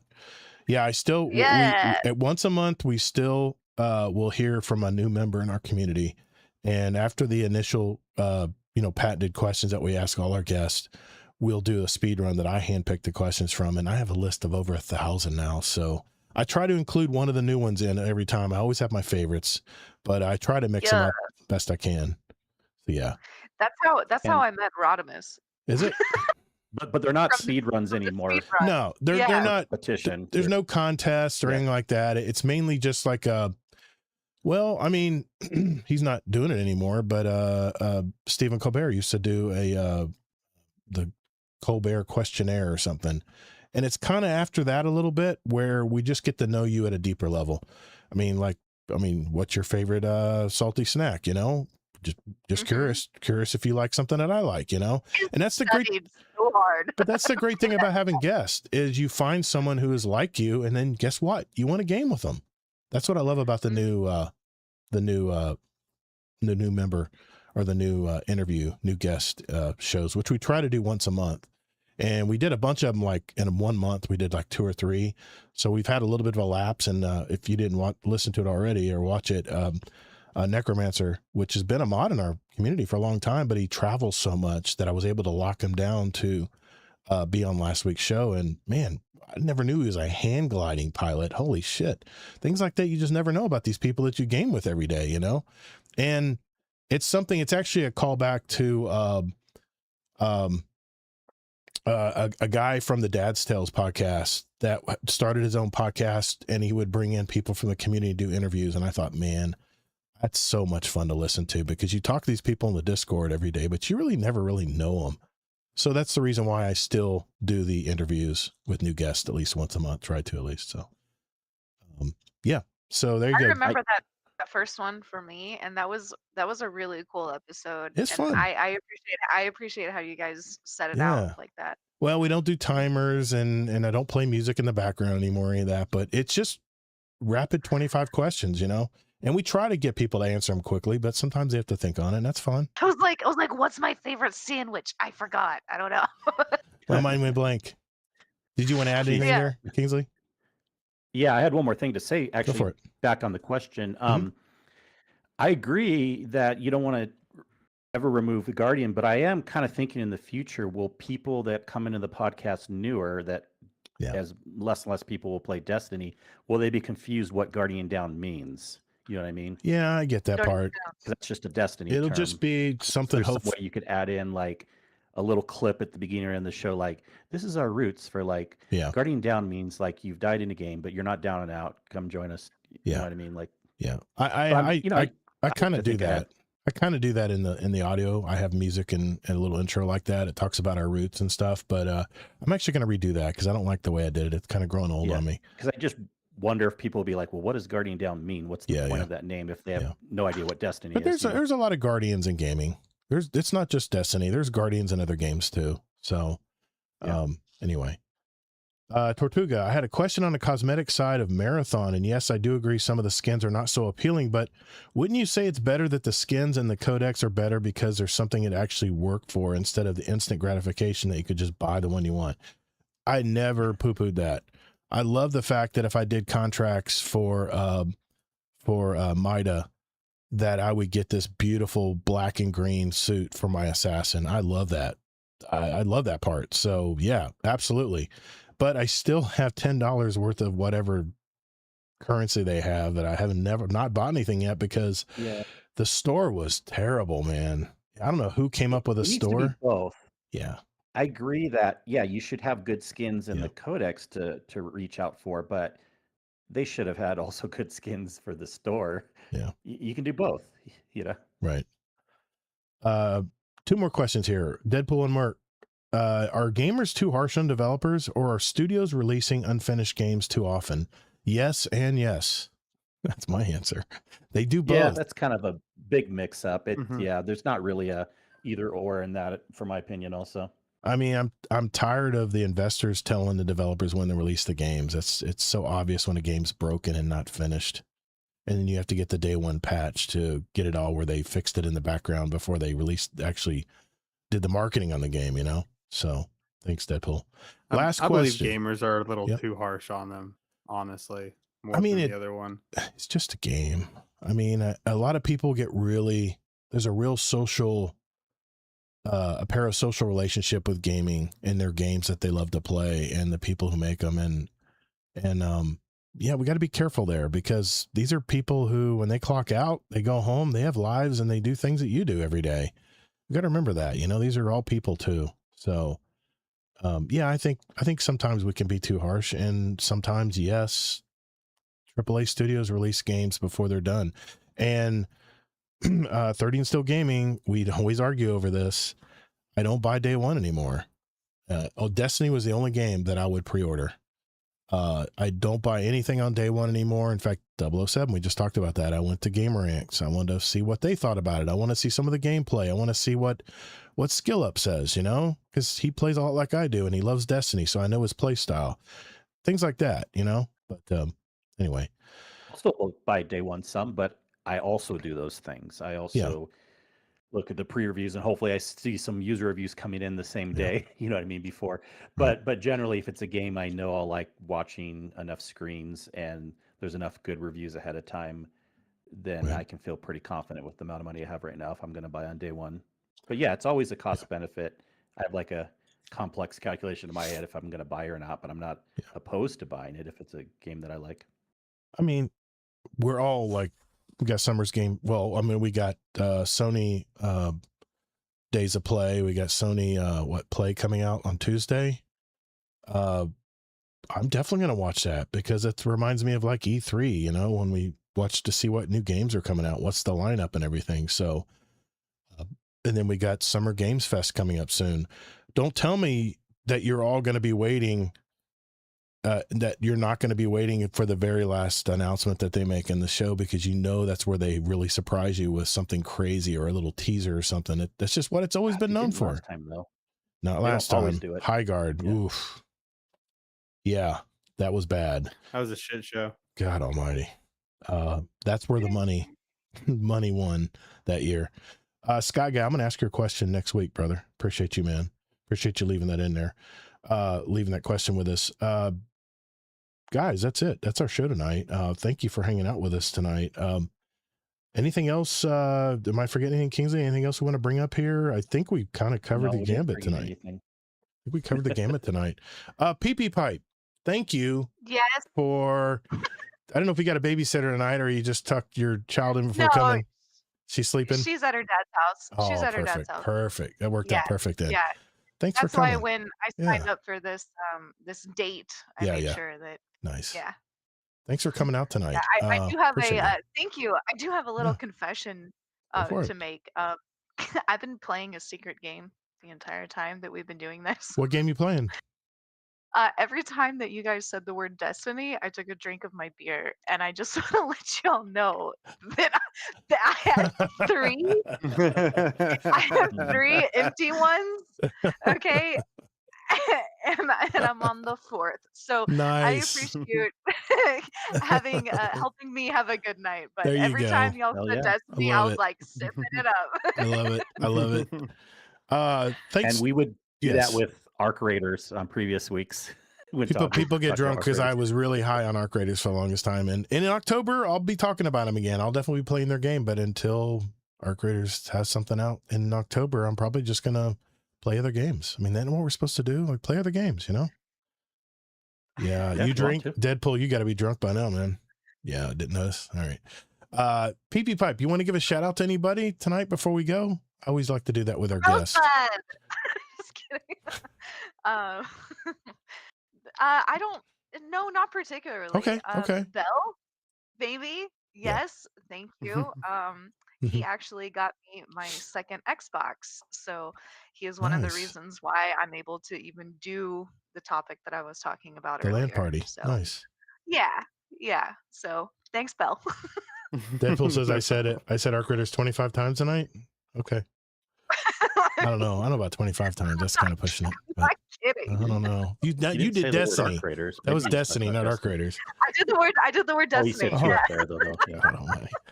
Bell, brother, thank you, man. Thanks for coming out tonight. It's been a long time to talk with you, man. I'm glad I was able to talk with you tonight. And hey, tell everybody about your podcast and give a shout out if you like to anyone. Yeah, I mean, I'm here from Space Mafia. We have a couple podcasts. DPS, our main one, Dudes Playing Stuff.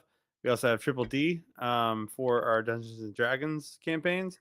And we're a great community. We have a lot of really good people. We only have one rule within our community, and it's honestly been a great rule, and it's been working itself out the whole time. And it's don't be an asshole. So if you're an asshole, you get the boot almost immediately. Now, talking crap to each other, that's one thing. But like if you're coming there correcting people and well, look at me kind of stuff, nah, you're gone. You're gone. Also, We weed don't them say out. Pal World. Yeah, don't say that okay, word. that's a Rodimus thing. That's a I don't give a bannable crap offense. about that. Okay. Don't tell Native Raider that. Yeah. Okay. Yeah. And when we actually feel started like- playing Destiny a little bit again, Destiny was going to be a bannable offense. Yeah, I feel like you guys have the same rules. Rodimus has a different set than you do. Rodimus has his own rules. Yeah. And don't argue with him. Yeah, and he's like the king, so we just kind of do what he I says. got you, man. It's his. I love saying this because he hates it. It's like this is his show, this is his Discord, and he's like, no, it is the community, 100%. I was like, you did start it though, and he goes, that's beside the point. But yeah, no, it's a great time over there. If you're looking for other games to play, we have a couple good groups that play different games here and there. So if there's anything that you're interested in, come over there. We have like a bunch of different channels for different games and stuff, so you can kind of find your people. Besides that, shout out to everyone here. Thanks for having me on tonight. Absolutely. It's been a good time. It's definitely been a good time. I've been out of the Destiny loop a lot, so I was in the dark, for about half the episode, but it's been a good time. Nice, man. Thank you, sir. Kingsley, you want to give a shout out to anybody?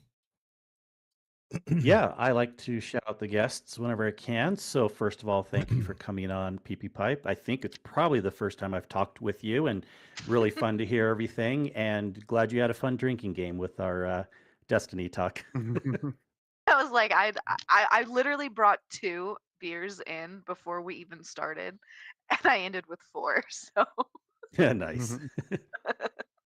And shout out to Belle, of course. And man, love talking with you and hearing your opinions. And everyone, please, also check out the lovely community of Space Mafia. Yeah, absolutely. Absolutely. Good guys over there. And now Ryan's over there. Good to see him too, man. I gave him a shout out last week. I don't know if you heard it or not on the audio version. Yeah. I should have worn my shirt. Yeah, there you go. Oh, that's right. I should have worn my DPS shirt. Now, I do have a very important announcement. I think you guys will like this announcement. I don't know if you guys remember, but we used to do Owl Sector Alliance community shows, and we are actually putting one on live next Saturday. Don't know if we have the time exactly. We'll announce it in our Discord, but 2 Titans and a Hunter, the Blueberry Lounge, obviously us here at Guardian Down Cast. I think some members of the Dudes Playing Stuff might be there too. Maybe some others as well. I think Noble's going to be there too. A Night Demon's going to be there, and it is going to be a daytime. I know it is going to be a daytime stream on Saturday because we're trying to accommodate our UK brothers over there, so they're not like up till 2 a.m. On a podcast. But we're going to do one more community podcast, just like the old days, live next Saturday afternoon. I'll put an exact time in our Discord down the road, and we're all basically just going to talk about our favorite times playing Destiny, and just kind of reminisce a little bit. And I think they were wanting to do a scrim or something afterwards. I'm not sure, but you're going to be drunk. You're going to be drunk. She's already drunk. So I want to mention, for all of those diehards who stick around to the very end and watch or listen to the show, now you know. So thank you all for hanging out with us tonight. It's been a great show. A lot of great conversation tonight. And remember, as in life or in your game, get your reps in. Later, Guardians. No, get your drinks in. Yeah. She's drunk. She's drunk.